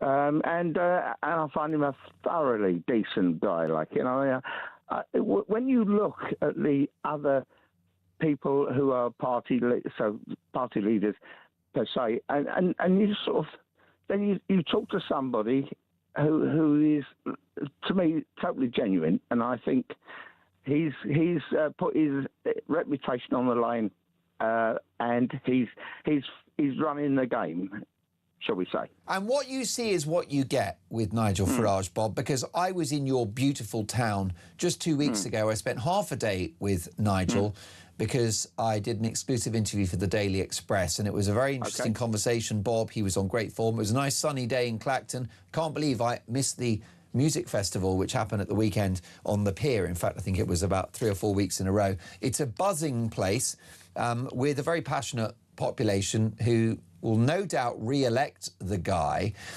How's the news going down, Bob, in Clacton-on-Sea about yesterday's announcement? Right. I think there's, when Nigel decided to run for a seat in Parliament, he obviously, I mean, there's no such thing as a safe seat, but I mean, he knew that that Clacton was a very pro-Brexit constituency, so he knew that it was his best chance of getting elected as an MP, and he was right on that score as well.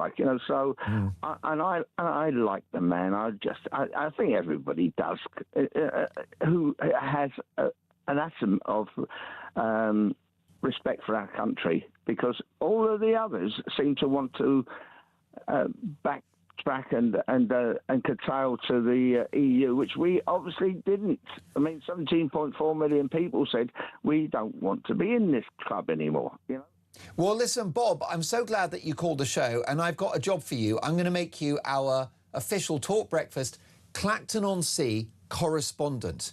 So I want you to call me when I'm on air, Friday, Saturday, Sunday, breakfast, or frankly, any of my colleagues. But let's make you our correspondent and you can tell us what's happening on the ground. Thank you for that, Bob, and thank you for your very kind words about the show. Very excited to say the World Cup is going to be won by England. It's just guaranteed. And the man that's going to confirm that is the chief EFL writer at The Sun. Take a listen to this. 90 minutes in 90 seconds. From The Sun. Come on, Justin, it's coming home. Don't pop my balloon. Yeah, just free game potentially to do it. Surely it's coming home this time, right? I'm not quite as confident as you are, but yeah, we're certainly in the mix. Yes, how hard a nut are Norway going to be to crack? Yeah, going to be difficult. I mean, they're ranked 19th, I think, in the world. So, technically you think, well, we're fourth. We're, on paper, man for man, we're better. But of course, they have a certain Erling Haaland up front. 7 goals already, joint top scorer in the tournament. It's going to be a hell of a challenge. And he's going to be up against a couple of his teammates and people that know him well. Mark Gooey on our back page today says it's going to be fun to face his teammate. But the ominous thing there is when he played against him, I think it was 7 times, he's never won against him. And Haaland, guess what, has scored 7 goals in those 7 games.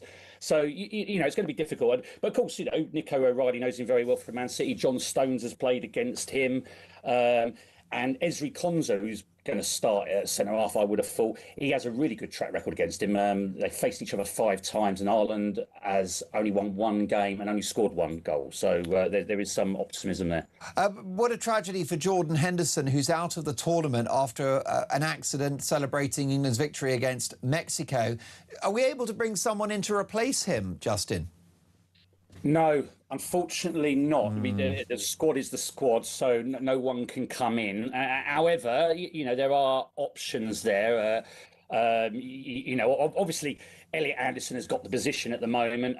You've got Mainu, who can play there too, Reece James. But actually, I think John Stones will be the person. John Stones has actually played against Haaland when Man City played Dortmund years ago in the Champions League and actually had him in his pocket. Justin, you put a smile on my face. I'm convinced it's coming home. Can I say that you and your colleagues are doing an incredible job at The Sun? I'm loving the football coverage, and it's going to be an amazing tournament. My thanks to Justin Allen, chief EFL writer at The Sun, which is #1 for football scoops.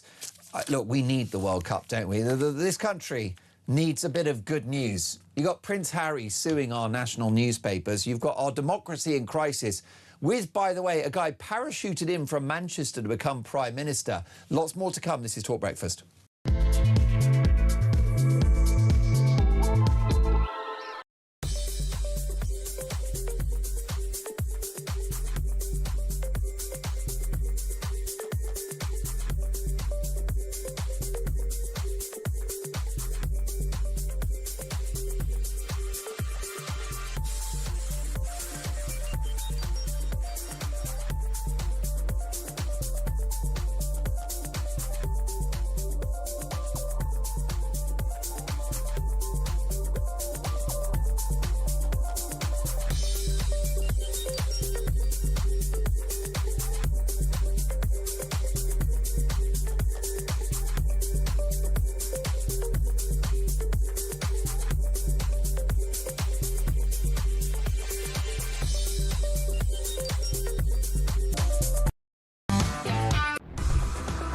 Some breaking news this morning revealed that under the Terrorist Act, 242 people were arrested in the year to June of this year. As something you can indulge in, as to all the people who aren't going to prison because, well, there's no prison spaces. So this is a talk exclusive we've been looking at.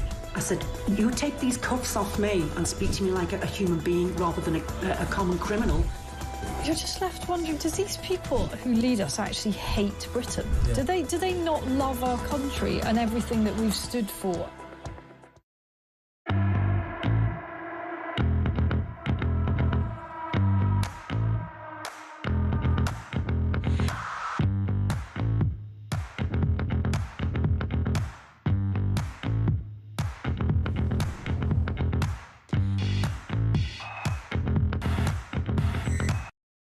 Across the UK, on DAB+, on YouTube, on your mobile, and on your side.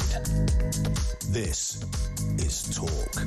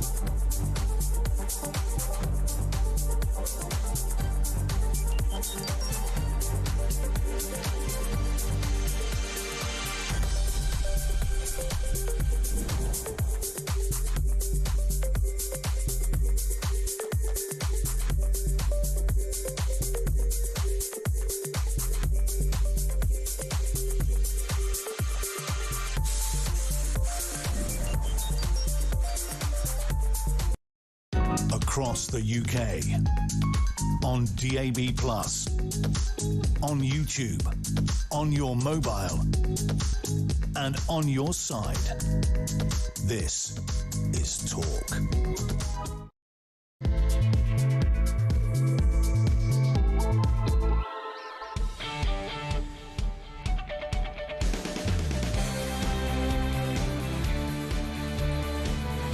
Three minutes past 9, Mark Dolan, Talk Breakfast. Lovely to have your company. Jeremy Kyle is back tomorrow. Nigel Farage has resigned his seat at Clacton-on-Sea, provoking a by-election. Will Nigel have the last laugh? Who better to ask than Reform UK's Home Affairs spokesperson, Zia Yousef. Good morning, Zia. Good morning. Well, many of us didn't see that coming. What is the thinking behind this move? Well, look, we've had an ongoing witch hunt now for weeks against Nigel Farage, an extraordinary witch hunt, actually, given the total lack of scrutiny for Mr. Andy Burnham, who last I checked is literally going to become the Prime Minister of this country in a few days' time without any mandate at all. But here's the most important point, that as we know, parliamentary standards is investigating as a result of complaints that have been made, and they're going to continue that investigation. But the most severe sanction that committee can impose on Nigel, if they find against him, which we believe they will, because Nigel's done nothing wrong, but the most severe sanction would, of course, be something that leads to a parliamentary by-election. What Nigel has done is say, look, instead of letting Labour and the Tories try and fight him through their friends in the media, who appear in some cases to be willing to break the law, let's go to the ultimate authority, the highest possible authority, and ask them what they think of Nigel's performance and probity as a member of Parliament for Clacton-on-Sea. And of course, that is the great people of Clacton. And that's why he has called this by-election, which is absolutely the people versus the establishment. Well, I think it was a political masterstroke, Zia, until Labour, the Lib Dems and the Tories decided not to field a candidate. It's now going to be Nigel versus Count Binface. Surely that wasn't the plan. Well, we had to assume that there was a chance that this would happen. I mean, remember, what Nigel has done is actually show extraordinary courage in calling this election. And that's obviously in stark contrast to most of the political establishment. All they do is try and mitigate risk. But what I would encourage your listeners and viewers to do is ask yourself why. Why would Labour and the Tories especially choose to not stand candidates against a man who has been a thorn in their side, brought down umpteen of their prime ministers through his political campaigning in his career over the last few decades? Why? It's only one reason, and that is because they know that they would lose. And so therefore they want to go and continue. They want to try and continue to litigate this through their friends in the media. And in the end, it's going to be up to the people of Clacton-on-Sea, the great people of Clacton, to make a determination on Nigel's performance. There will be no Labour, Tory, Restore or Lib Dem candidates or Greens, Zia. Now, as a proud patriot that you are, you'll be well aware that England are playing Norway on Saturday night. And if Norway were not on the pitch, you couldn't call that a victory. Well, that's what's going to happen in Clacton-on-Sea. Well, no, the analogy doesn't quite work, because what Labour, the Tories and all these other parties have done is have effectively, knock over their king before the game even begins. What they've said is that we stand no chance of winning. They've shown immense disrespect to the electorate. And listen to some of the statements that we've heard from, for example, Kemi Badenoch, who said that she would not stand a Tory candidate in this, quote, fake by-election, would stand in, quote, the next one, which was an extraordinary statement. It would appear that Kemi Badenoch has an insight into what parliamentary standards are going to determine. It's unsurprising, because that's how the establishment operates. You've heard Ed Davey say with a sneering tone that Nigel Farage is trying to get the voters in Clacton, the people of Clacton, to help him out. And the tone with which he said people of Clacton was as if they were some sort of nefarious body. Well, no, Mr. Davey, actually, they are the most important people with regards to determining Nigel Farage's fate. They are the ones that matter. It is the voters. And we shouldn't forget, and I don't think your listeners would have forgotten, it was the Tories and Labour who coordinated together, of course, to cancel elections for millions of people in England in 2025, tried it again this year, but thankfully, because Nigel and Reform did a judicial review, we managed to prevent them from doing that, and they lost thousands of councillors between them, the Tories and Labour. So they hate democracy. The last thing they want is to give actual voters a say. We know that. There's plenty of evidence for that. And what Nigel is the opposite. Let's go to the highest possible authority and let the people of Clacton cast their vote. And, the legitimacy of an election is not determined by Kemi Badenoch or Keir Starmer or Andy Burnham or Ed Davey. And their decision about whether to stand a candidate or not. The legitimacy of a British election is intrinsic. We're going to fight that election, and I'm confident that the great people of Clacton will return Nigel Farage as an MP in the House of Commons. Now, Zia, you are one of the country's highest profile politicians. You have designs on becoming the Home Secretary of this country. The polls would suggest you're heading in that direction. You're also an incredibly accomplished and successful businessman, and I think one of the more attractive aspects of the reform offer is to make the United Kingdom a business-friendly environment and to be very supportive of wealth creators who, as well as I do, pay so many of the taxes in this country. There's nothing entrepreneurial about being given £5 million by a rich person, is there? No, but Nigel never claimed that that was entrepreneurship. But what it was a payment which allowed Nigel to be safe. And look, I take this quite personally. Perhaps I shouldn't, because it's not really the done thing in politics. They advise you against it. But, I've worked with Nigel every single day for the last couple of years. I've seen firsthand the sacrifices that he makes. I was chairman of the party for the majority of the last couple of years, and I'm privy to his private security briefings, about which the public know they only know a tiny fragment of the threats Nigel faces. And the fact that through decades of his political career, he has asked Home Secretary after Home Secretary for state protection, and they said no. They said no. And then when they finally did give him some security, they then cut it. Do you remember this? By 75%. And then Keir Starmer sent cabinet minister after cabinet minister to call Nigel, to equate Nigel to a Nazi. And frankly, to try to create, I called it stochastic terrorism. I think it was disgusting. It made me lose all respect for Keir Starmer. The idea he's a decent man is nonsense. And so the fact that a patriotic British citizen who's been extraordinarily successful in business saw fit to give Nigel an unconditional gift to be spent on security so that Nigel could be safe, I, for one, take my hat off to him. And I think there are millions of people around the country who would do the same. And I want to make this point, too, because I've said this publicly. If we get a reform government and I'm the Home Secretary, and you can play these words back to me. Yeah. I don't, no matter how much I disagree with other MPs and their political views, it is unacceptable for anyone to be who is in public life as an MP to be worried about their safety. And I won't hesitate to deploy state resources to protect our MPs with whatever resources they need. No MP will ever come to me if I'm Home Secretary and ask for protection in the face of credible threats and be told no. And Mr. Yousef, it will be Farage versus Binface in Clacton-on-Sea. How does Reform UK voters voting Reform clear Mr. Farage's name?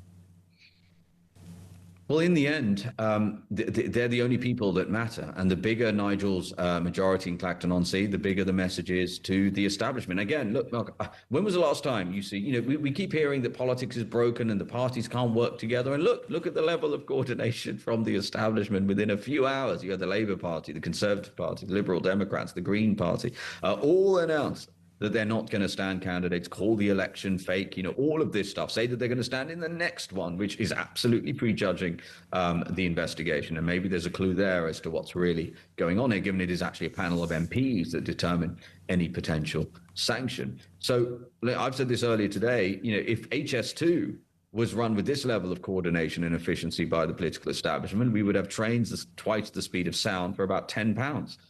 It's absolutely extraordinary. So when the establishment wants to mobilize, boy, can it mobilize. But unfortunately, it mobilizes to protect itself. In this case, to try to do in and to intimidate out of public life, Nigel Farage is simply not going to work. And that's why we have this people versus the establishment by-election. Are you concerned, Zia, that there are figures within Reform UK who are leaking sensitive information about the party and about the boss? No, listen, look, I think... Is that just politics?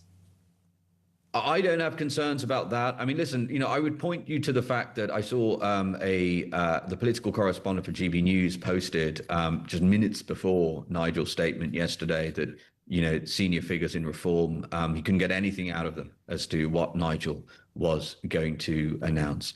People heard it for the first time, and that's how we operate. But obviously, as you get bigger as a party, sadly, there are some people who might do that sort of thing. I don't know. So you don't deny that there may be figures within the Reform fold who are leaking negative things to the press?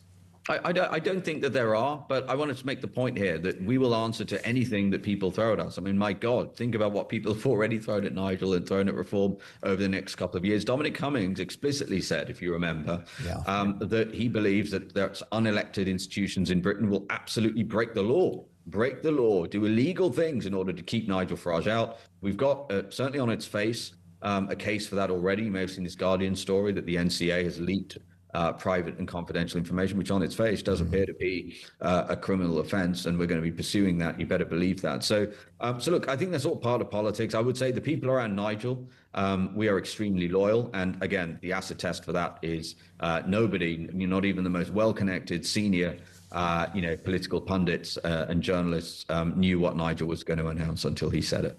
And do you think the party have exaggerated the actions and motivations of Sky News with suggestions that somehow Nigel Farage's kid, to paraphrase Robert Jenrick on Sky News, was harassed by the news organisation?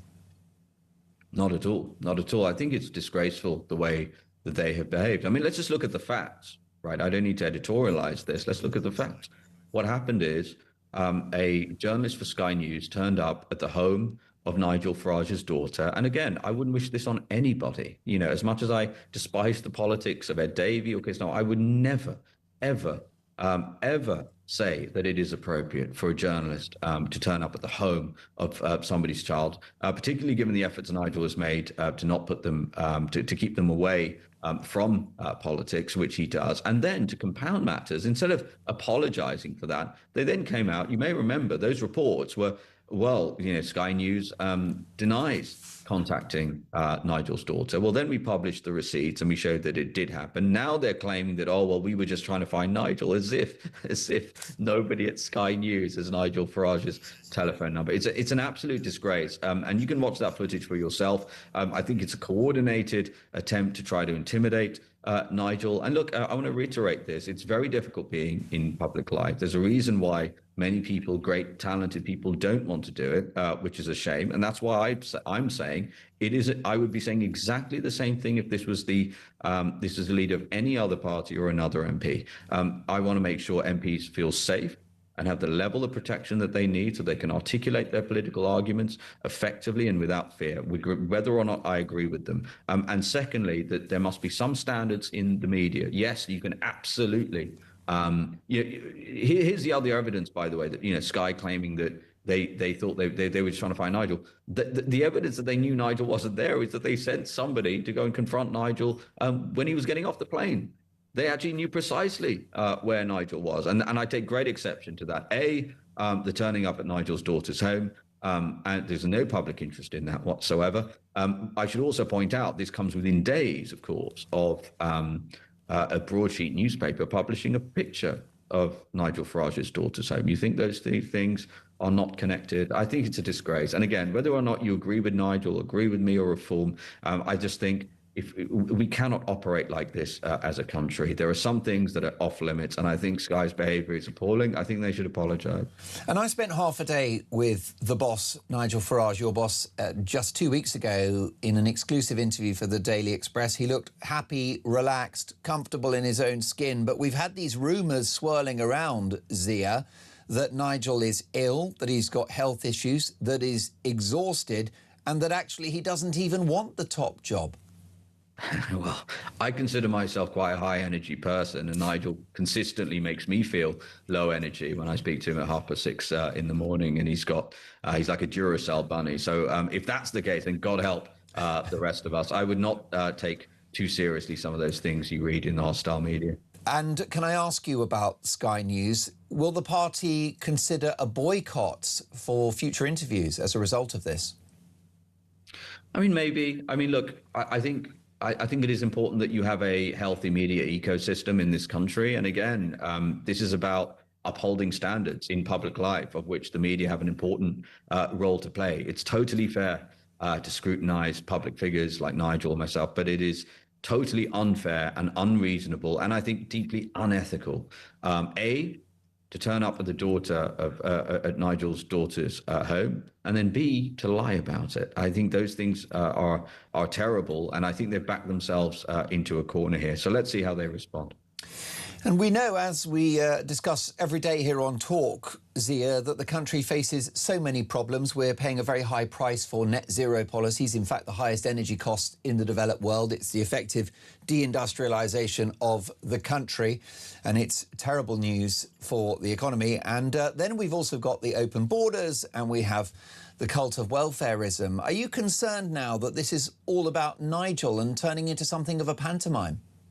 No, so it's the opposite. So this is precisely why, one of the key reasons why Nigel has done this, because there was an article yesterday in the Times saying the earliest standards we're going to come to any determination would be September. So this would have kept this as as the main story for months and months. And we can ill afford that. British people are struggling in a cost of living crisis. We still don't have a functioning border. We've got well north of 1 million illegal migrants in this country. That number's growing all of the time. Our national security is a joke. Our defense and our armed forces have been hollowed out. And regardless, again, of your political persuasion, the majority of British people, poll after poll, shows that they see Nigel Farage and Reform as the real opposition, holding this awful Labour government to account. And given we're going to have a new Prime Minister who only 0.03% of the country voted for, taking office in just a few days, we're going to need Reform. We're going to need Nigel, clear-headed, focused on holding this awful Labour government to account. And I want to reiterate, we need a general election.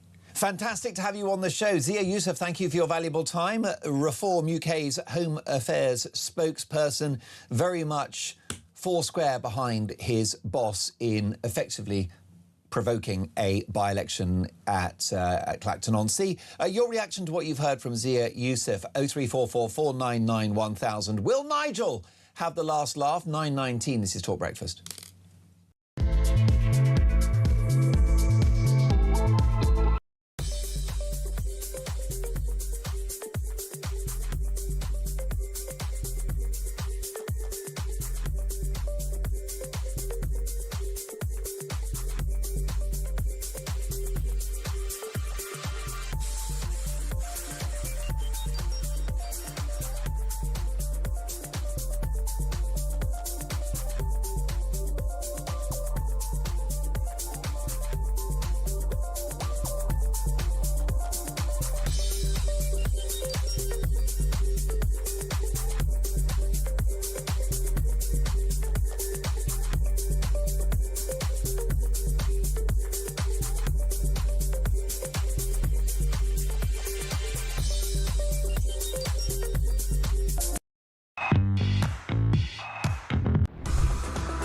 Breaking news this morning revealed that under the Terrorist Act, 242 people were arrested in the year to June of this year. That's something you can indulge in, as to all the people who aren't going to prison because, well, there's no prison spaces. So this is a Talk exclusive we've been looking at.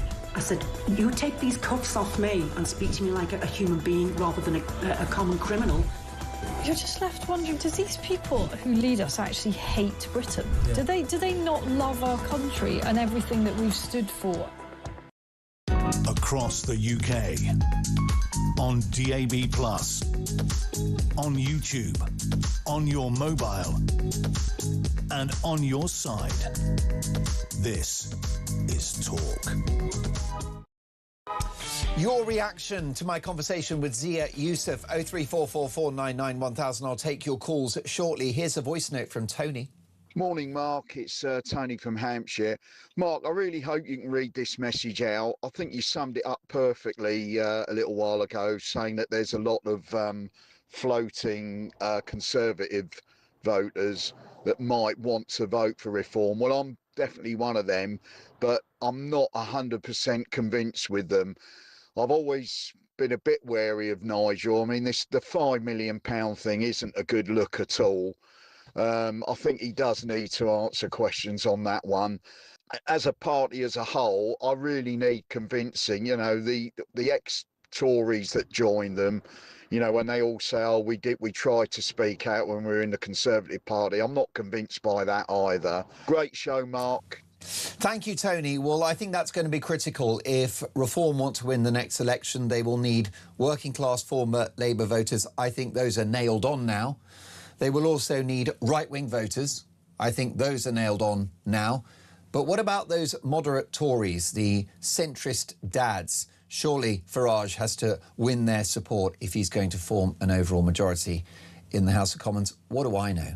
I don't have the answer. The man that has the answer is Ryan Saby, who is the Deputy Political Editor at The Sun. Good morning, Ryan. Good morning, Mark. Really good to see you, and I'm so glad that you're here because I've got a million questions. First of all, this decision to resign his seat yesterday, a masterstroke or a political own goal? Well, I think when you looked at it from the outset, it looked on the verge of being some kind of masterstroke, calling out the political establishment and trying to say, you're out to get me, so I'm going to put up, sort of a put up and shut up moment. I'm going to put myself up, I'm going to stand for election. But then things started to unravel quite quickly because I think what Nigel Farage was really looking at was a contest, a big summer contest, take all the energy and the oxygen out of the new Andy Burnham government, own the airwaves, own the agenda. But actually, once one party started to say, we're not going to stand, there was this domino effect. Restore Britain, the Greens, the Conservative Party, Labour, they all said they weren't going to stand against him in Clacton. Well, the only reason there's going to be a lot of interest in is because there is a contest, there is competition. And I think once you take that away, I don't know where that kind of leaves us. Is it going to be, lots of talk about Count Binface being the only person who's going to stand against Nigel Farage? Or could there be another candidate? I'll take you all the way back to 1997. Do you remember when Martin Bell stood against the former BBC foreign correspondent? Absolutely. And he was the anti-sleaze candidate against Neil Hamilton. Absolutely. Now, is there someone who comes forward and stands against Nigel Farage in that way? That's when it might become a bit more interesting, because at the moment we've got a situation where we could have a by-election in mid-August, and then we have the parliamentary investigator comes back and there could be a recall petition, and we could have a second by-election by the end of the year. So there could be 2 by-elections in Clacton within 3 or 4 months. And it's interesting as to who that unity candidate for the left might be. It could be a celebrity, it could be Carol Vorderman, or it could be, who's that Manchester United player that's very Gary political? Neville. Could be Gary Neville. Yeah. Thank you for helping me with that. No, Sport is not my strong point. I've been watching lots of the World Cup. But what I think the other parties may do, and what the celebrity or the sort of Mr. or Mrs. X may do, may just sit this one out, because they might want to show Nigel Farage up and say, why have you called this? You didn't really need to call it. It's going to cost the public purse £250,000. So we're going to make you look silly. Now, if there is a second contest, that's when they will pile on, because Nigel Farage has a majority of 8,000 there. When we used to look at safe seats, it was 20,000 plus, 25,000. 8,000, to me, in this period of political volatility, feels gettable, especially when the stakes are so high. My goodness, so potentially Farage beats Binface in the first contest, what a sentence, and then falls to maybe a public figure, a celebrity candidate that the left unite around, or just what, the Labour candidate? Yeah, or the Conservative candidate. We have Restore will be standing. Restore could take, they did pretty well in Makerfield. They took 7% of the vote.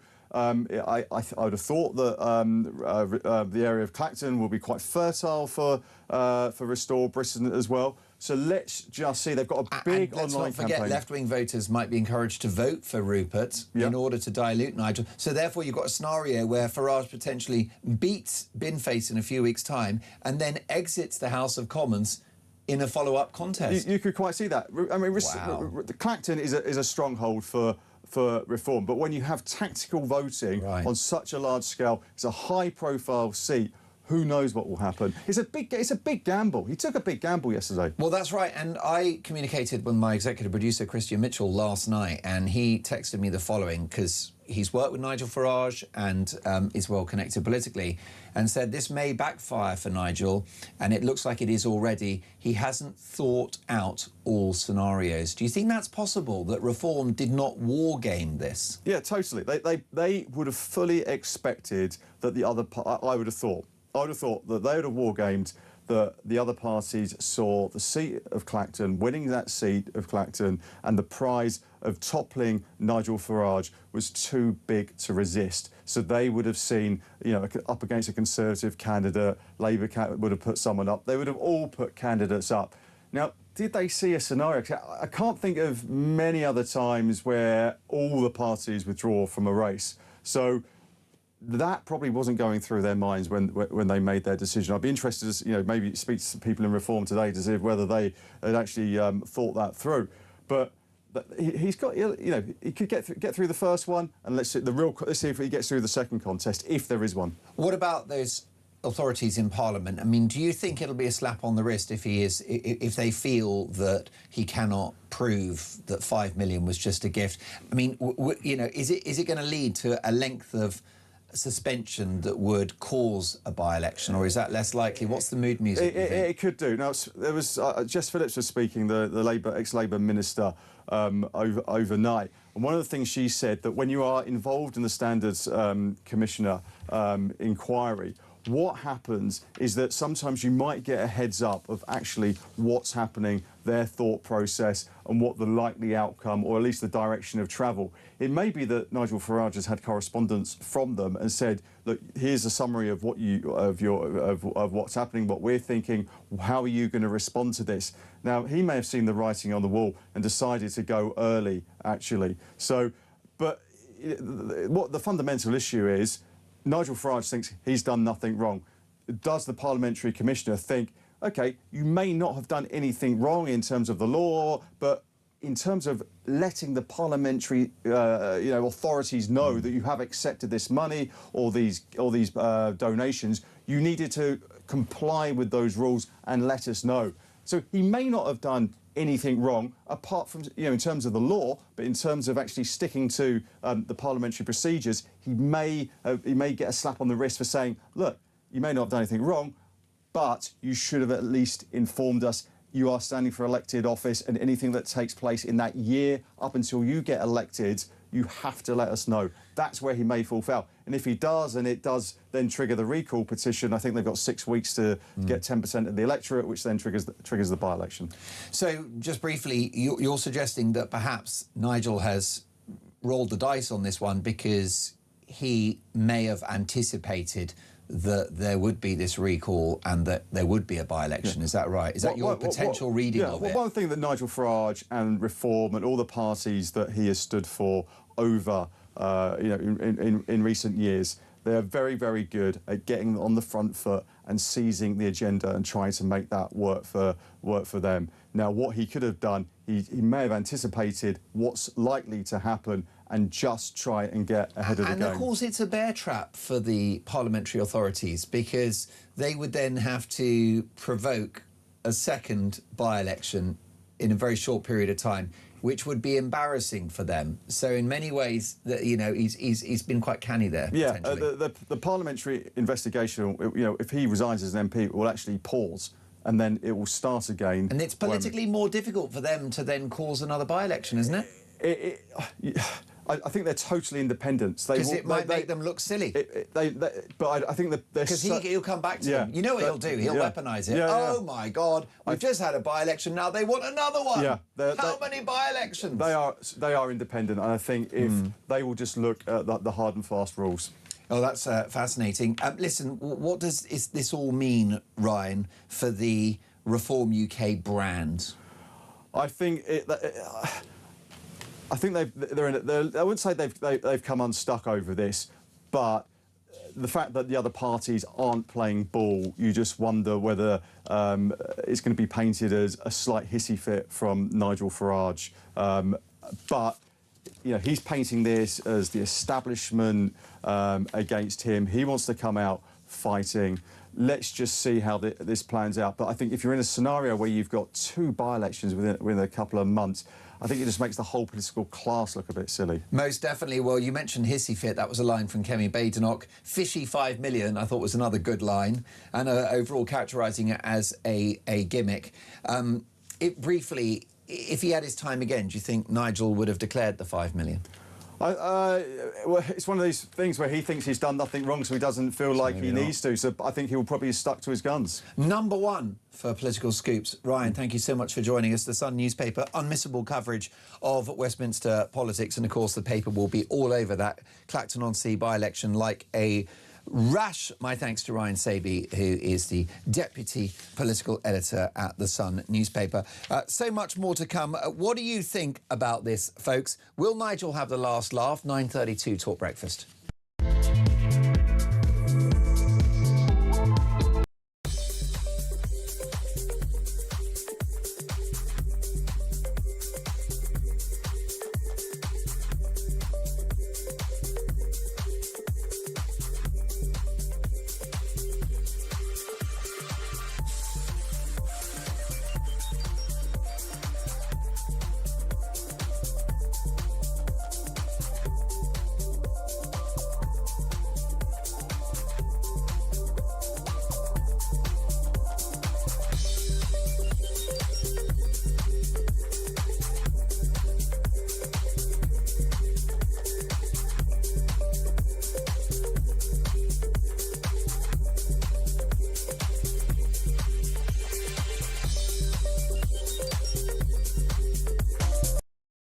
Across the UK, on DAB+, on YouTube, on your mobile, and on your side.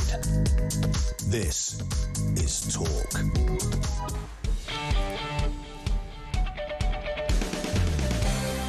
You are listening to Talk Breakfast. What do you think about this? Will Nigel have the last laugh?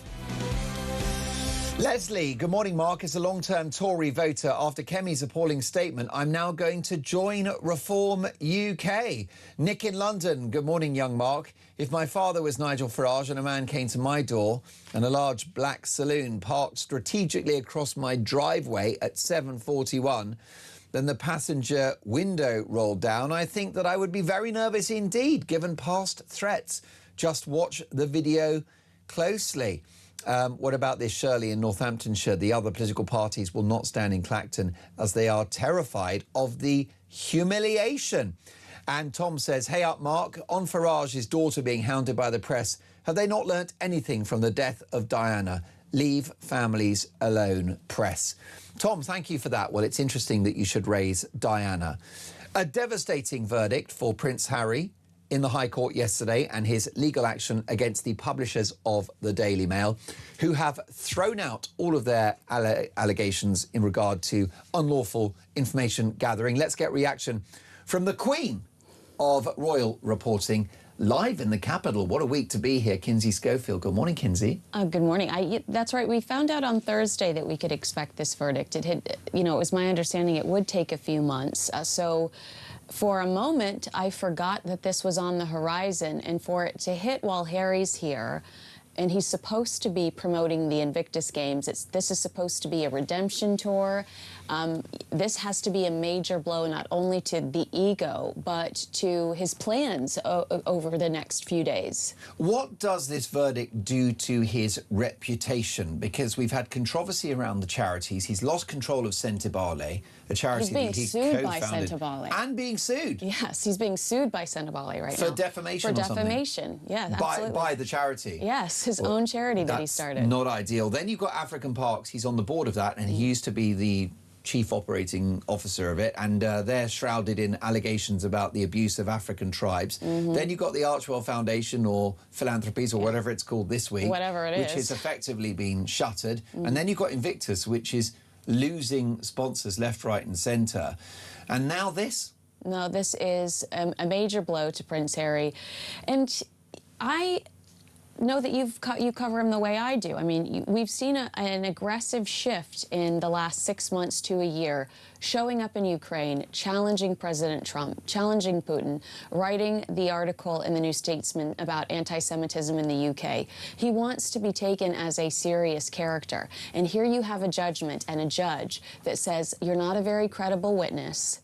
And I think it hits. It jeopardizes his authority. And when you cover him, it's hard to look at the guy and not think about the references to the Elizabeth Arden cream in his book. I mean, I don't take him seriously at all, but it's certainly his objective to be taken more seriously. Why? because commercially he needs it. Nobody's going to give you millions of dollars to stand on a speaking or to join a speaking circuit if they don't really buy into what you're selling. But, you know, B, I also think he wants to be taken as the serious character so that Ravik reconsiders his security. Oh, I'm in Ukraine. I'm in jeopardy. I need the security. So this is a blow to something we've watched him slowly building from the, you know, over the last 6 to 12 months. And he hasn't had this armed protection that he craves for this UK return, which surely means he'll never get it. Well, I mean, I'm wondering how often he'll come back after such a devastating trip. Truly, he's not getting anything he wants. I think he wants a picture with his father. I think he wants to bring his children here. I think that he wanted positive headlines. I think he wanted to win this court case. I think he wanted everybody to be like, oh, look at Prince Harry engaging with these sweet children that are, you know, the typical balloon animal photos that we get from him when he goes to some of the charity events that we expect to see him at this week. And that's not happening. I mean, this entire trip is all about defeat. And I would have said it was about defeat before that. For Meghan Markle to return to the UK, that's an admission of professional defeat. That's an admission of we need help, in my opinion. But they're not going to get those glossy headlines about the sweet reunion between Markle and the man that walked her down the aisle, King Charles. And things weren't exactly going swimmingly prior to yesterday's devastating and very expensive verdict. Right. Because we had a war of words between the palace and the Sussexes about whether or not Harry had been offered accommodation at Buckingham Palace. The palace say that they offered accommodation and that no response was given. The Sussexes have said, we accepted the accommodation. But they accepted it after the deadline. Which is a one-week deadline. Actually, we got to get the timeline right. They were supposed to give... Harry has been planning this trip since January, and for months this offer's been on the table to have a royal residence. Which is very generous. Very generous. And Friday was the deadline. Harry rejects the offer on Saturday, changes his mind, probably after his security team said, realistically, son, there is no safer place for you to be in London than inside Buckingham Palace. So then Harry goes back over the weekend and says, I've changed my mind. Can I please stay at Buckingham Palace? And the palace says no, because they need weeks, if not days, to plan for, they've got to get food in the building. It's a construction site realistically right now, and an office. So it's not a lived-in space. They would need to do hospitality, get a chef on board, get food and beverage in. They would need to provide the staff that could take care of Harry and his children. And they were also preparing for 4 people plus an entourage. And then Harry's calling and saying, just kidding, it's going to be me. What a waste of resources. And then, of course, the security implications. If he was going to be staying, they would need more personnel on site. All of that has to be planned. And it demonstrates something about Harry's attitude, that he thinks he can chop and change like this. Absolutely. Entitled, arrogant, out of touch. And he still thinks that his dad, at the snap of a finger, can change things for him. And King Charles proves over and over again that he wants to be reasonable, he wants to be fair, and that he's not like that. He's not going to call and make special arrangements for you security-wise. You know, it's unconstitutional. He's not going to make sure that you win in, you know, it's actually King Charles who advised him not to sue the Daily Mail, and here we are, Harry with egg on his face, and King Charles trying to keep his distance because he wants to be drawn into this drama. And I just think his father has proven to be a pretty fair individual that wants things to play out the way that they're supposed to, and he's not going to pull strings for his son. And Americans, if we know anything about the Americans, they like a winner.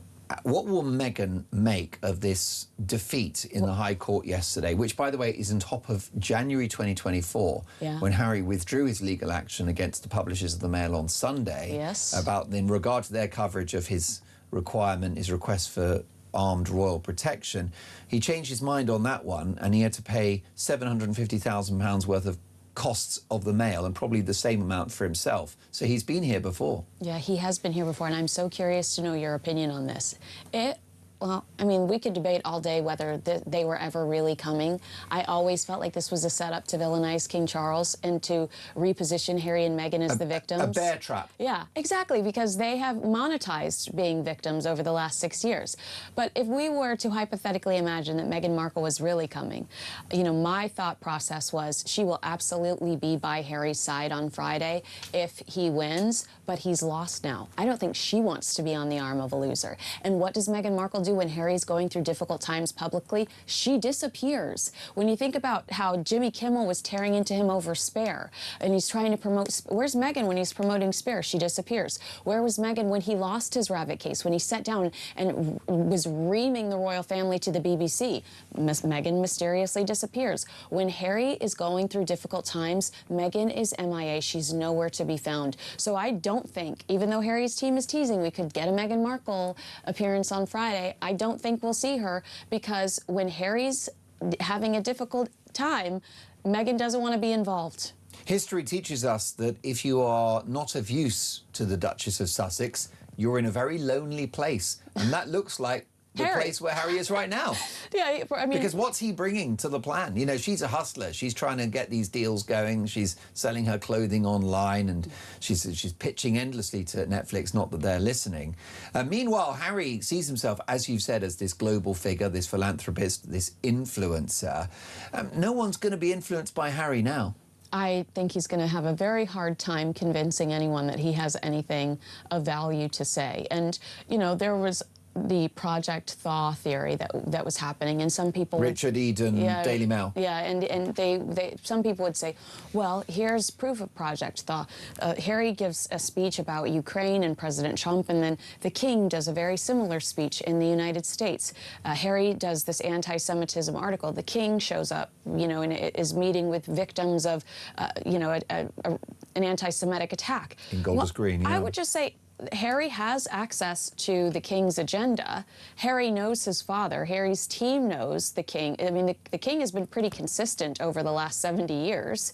And I think that Harry is trying to look more in line with him, because if the Project Thaw conversation continues, then he still looks like he might have it in. He could be a royal again. And again, they can continue to milk this poor family who they have been so hateful towards over the last 6 years.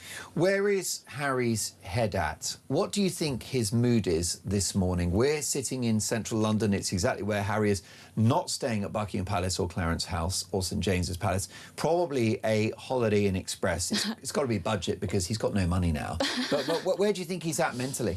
Angry. I think he is livid. You know, what happened yesterday should have humbled him, and he should have sat back and thought, you know, do I need to take on every fight? Do I need to litigate every issue? Do I need to fight back every headline? He really should have... From articles that were written 15 years ago. Exactly. And how... Sorry to take up for the Duchess of Sussex, but how must it have felt for Meghan to hear Harry crying in court about how some of these articles broke up him and his beloved? I mean, what does it say about that relationship? I cannot compute why Meghan Markle came up in the High Court. That too. Given that the articles pertain to 15 years ago, why are you talking about Meghan? That too, but he was sitting there stewing on the fact that he lost, I believe it was Chelsea, right? Wasn't he? Chelsea debut, yeah, wasn't it? Oh, that's true. He's stewing on the fact that he lost this girlfriend over some of these articles. And if I'm Meghan Markle, I couldn't have that long relationship because of the press's behaviour. And if I'm Meghan Markle, I'm going, why? That would be like Meghan Markle sitting in an interview talking about Trevor. Well, I can tell you that our executive producer is very happily married now. Oh. And it's not understandable, because who wouldn't want to be married to the Mitchell? He is a cutie. But the ex's names are banned in their household. Oh. So if Harry's, like, you know, singing like a canary, yapping away about Chelsea this, Chelsea that, it's not a good look. No. If Meghan did an interview and talked about Trevor Ingleson, we would all be like, what is going on? Meghan's in a jam, Harry's in a pickle. And as for the flower sprinkles, don't get me started. So it's going to be damage limitation for the next couple of days. And by the way, I mean, Invictus, it's not exactly the land of milk and honey, that project, is it? I have heard that leadership, months ago, leadership was stressed about Meghan's involvement. And looking at the circus that this trip has become, you know, I guarantee you that there are conversations happening behind the scenes about how frustrating these two, so read Betrayal, which I know you have, front to back. Loved Tom it. Bauer goes into great detail about how detrimental Harry and Meghan's presence was to Senabale. Their toxic brand, it drove fundraising down the drain. Audi pulled out, and many others. And they really struggled to generate revenue for this charity. They really struggled to generate any sort of fundraising, I should say, because Harry and Meghan had become such a toxic brand. And I think we're seeing something very similar with Invictus. It's the Meghan show. I mean, she changes outfits 6 times. You can go on the app and see Meghan. I imagine we'll see her with wounded veterans, and we can buy the sweater she's wearing while she's seated next to these people, similar to what happened in Australia, where she was with sick children trying to shill her clothing. And the veterans deserve more. I mean, I bet you Harry would say the veterans deserve more.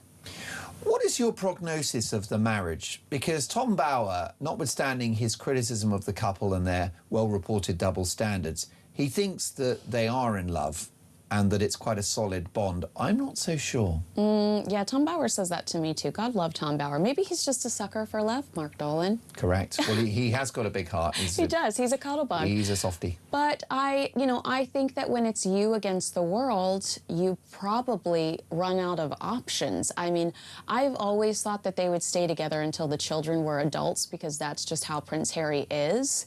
And I don't ever think that Prince Harry would leave Meghan. I feel like Meghan would leave Harry. There's also laws in California where Meghan receives more, or Meghan benefits more, if they've lived in California and have been married in California for 10+ years.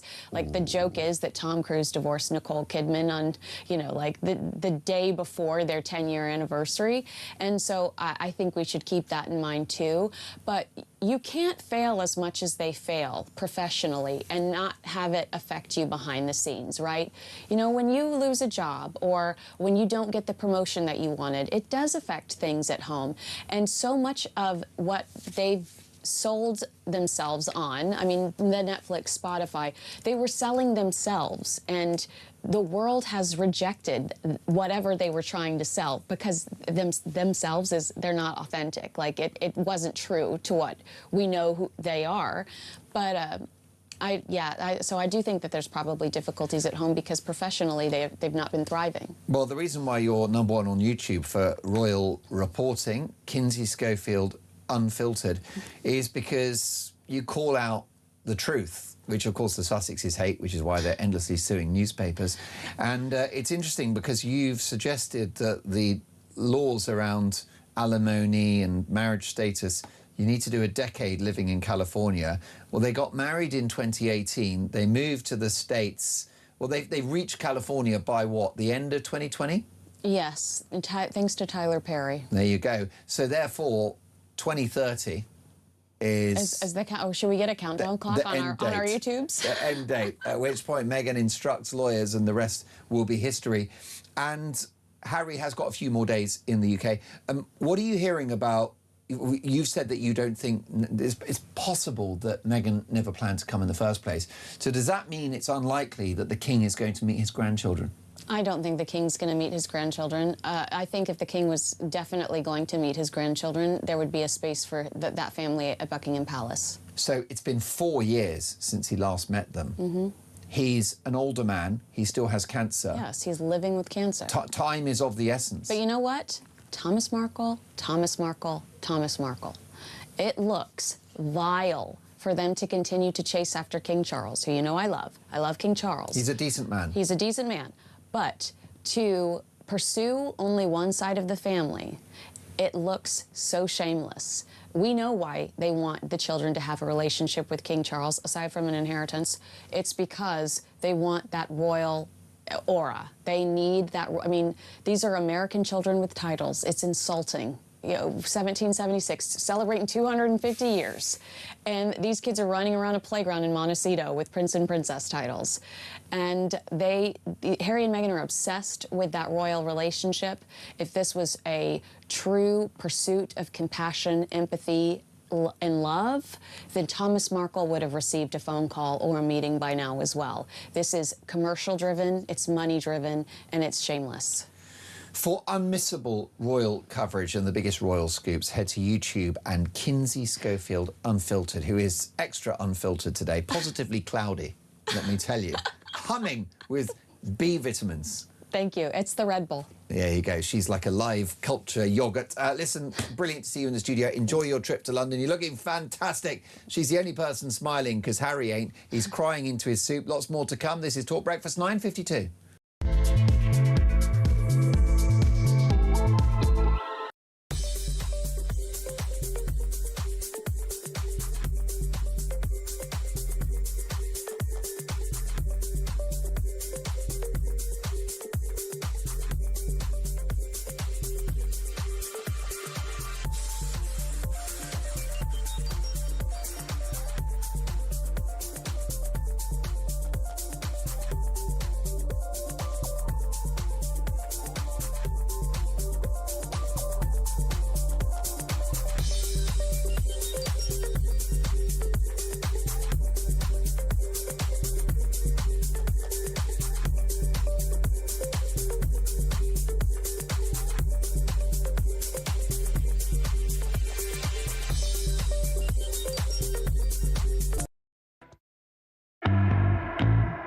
The thing that most makes me angry about Keir Starmer, talking about the need to defend our country, and he's gone out of his way to not make the tough decisions, to actually do the thing to defend our nation. It's cowardly, and I think it's treacherous. Nothing to say on immigration, nothing to say on benefits, nothing to say on jobs, nothing to say on tax. Absolutely appalling. If this is the solution the country's been waiting for, then we are in a very, very bad place. People up and down the country are asking why they are always being put second. They work every day, they get up, they pay their bills, they look after their kids, and yet the other side of the social contract is not being held up.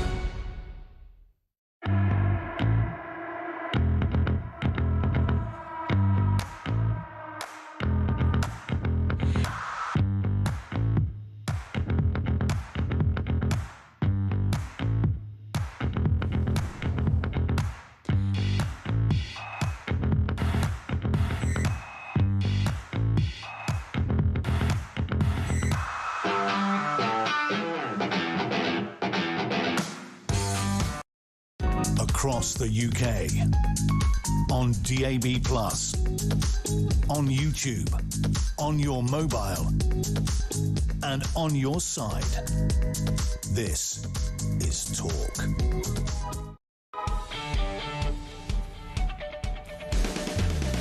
(9:55) Talk Breakfast. Mark Dolan in for Jeremy Kyle, who's back tomorrow at 6 a.m. Thank you for your company this morning. Really enjoyed it. Julia is up at 10. She'll be in the studio in just a second. Of course, I'm returning to Talk Breakfast Friday, Saturday and Sunday. Don't miss it. Will Nigel have the last laugh? Here's a voice note from Ken. Morning, Mark. Ken here in Dorset. I could say an awful lot about this Nigel Farage situation, but I'll restrict it to this.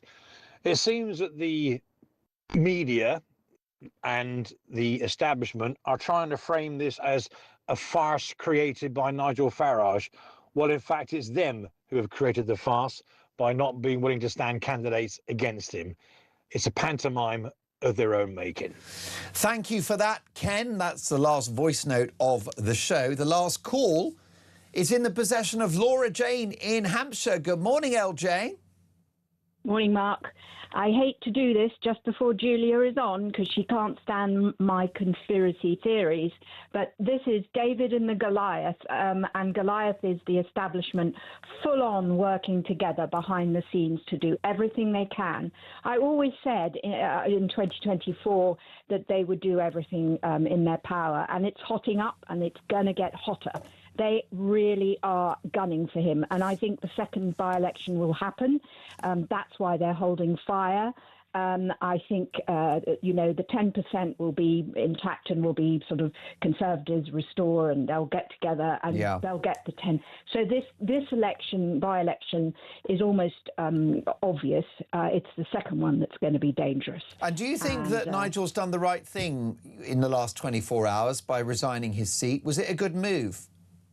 I think it was a good move because, you know, it's obvious they're going to find him guilty because, you know, it's just MPs from the establishment on the committee. So yes, it's his only chess move at the moment was to be ahead of the game and to get the people of Clacton to concentrate on his understanding what his finances are, and I think it was his only chess move, and it was brilliant, and it did bring the focus back in. But I think it's going to get worse before it gets better, and I think that's what the reform is all about, reforming the establishment. And boy, are they worried! And I think it's going to get dirtier. And you're right; it's going to be a very bumpy ride. Will Nigel have the last laugh in the end, though, Laura Jane? Do you think that he loses a couple of battles but wins the war? I jolly well hope so. I'm yeah, is the answer. I do hope so, and I will do everything in my small power to help. But it's going to be tough because the establishment ain't going down, you know, without a big fight. Do you worry for Nigel's mental well-being? Because, I mean, he must have the spirit of a warrior after what he's been through. No, I think, you know, he's got the fight sudden, you know, we saw it yesterday. He's been re-energized, as it were, and that's his sort of nature, and he's been in the game long enough. And I hope that everybody around him, Richard Tice and Zia, I hope they support him in that sense and understand that he's he's actually younger than me, I think, I seem to remember. But, you know, it's not, I wouldn't want to be in his shoes for all the tea in China, but I do think there is a terrific strain on him, and I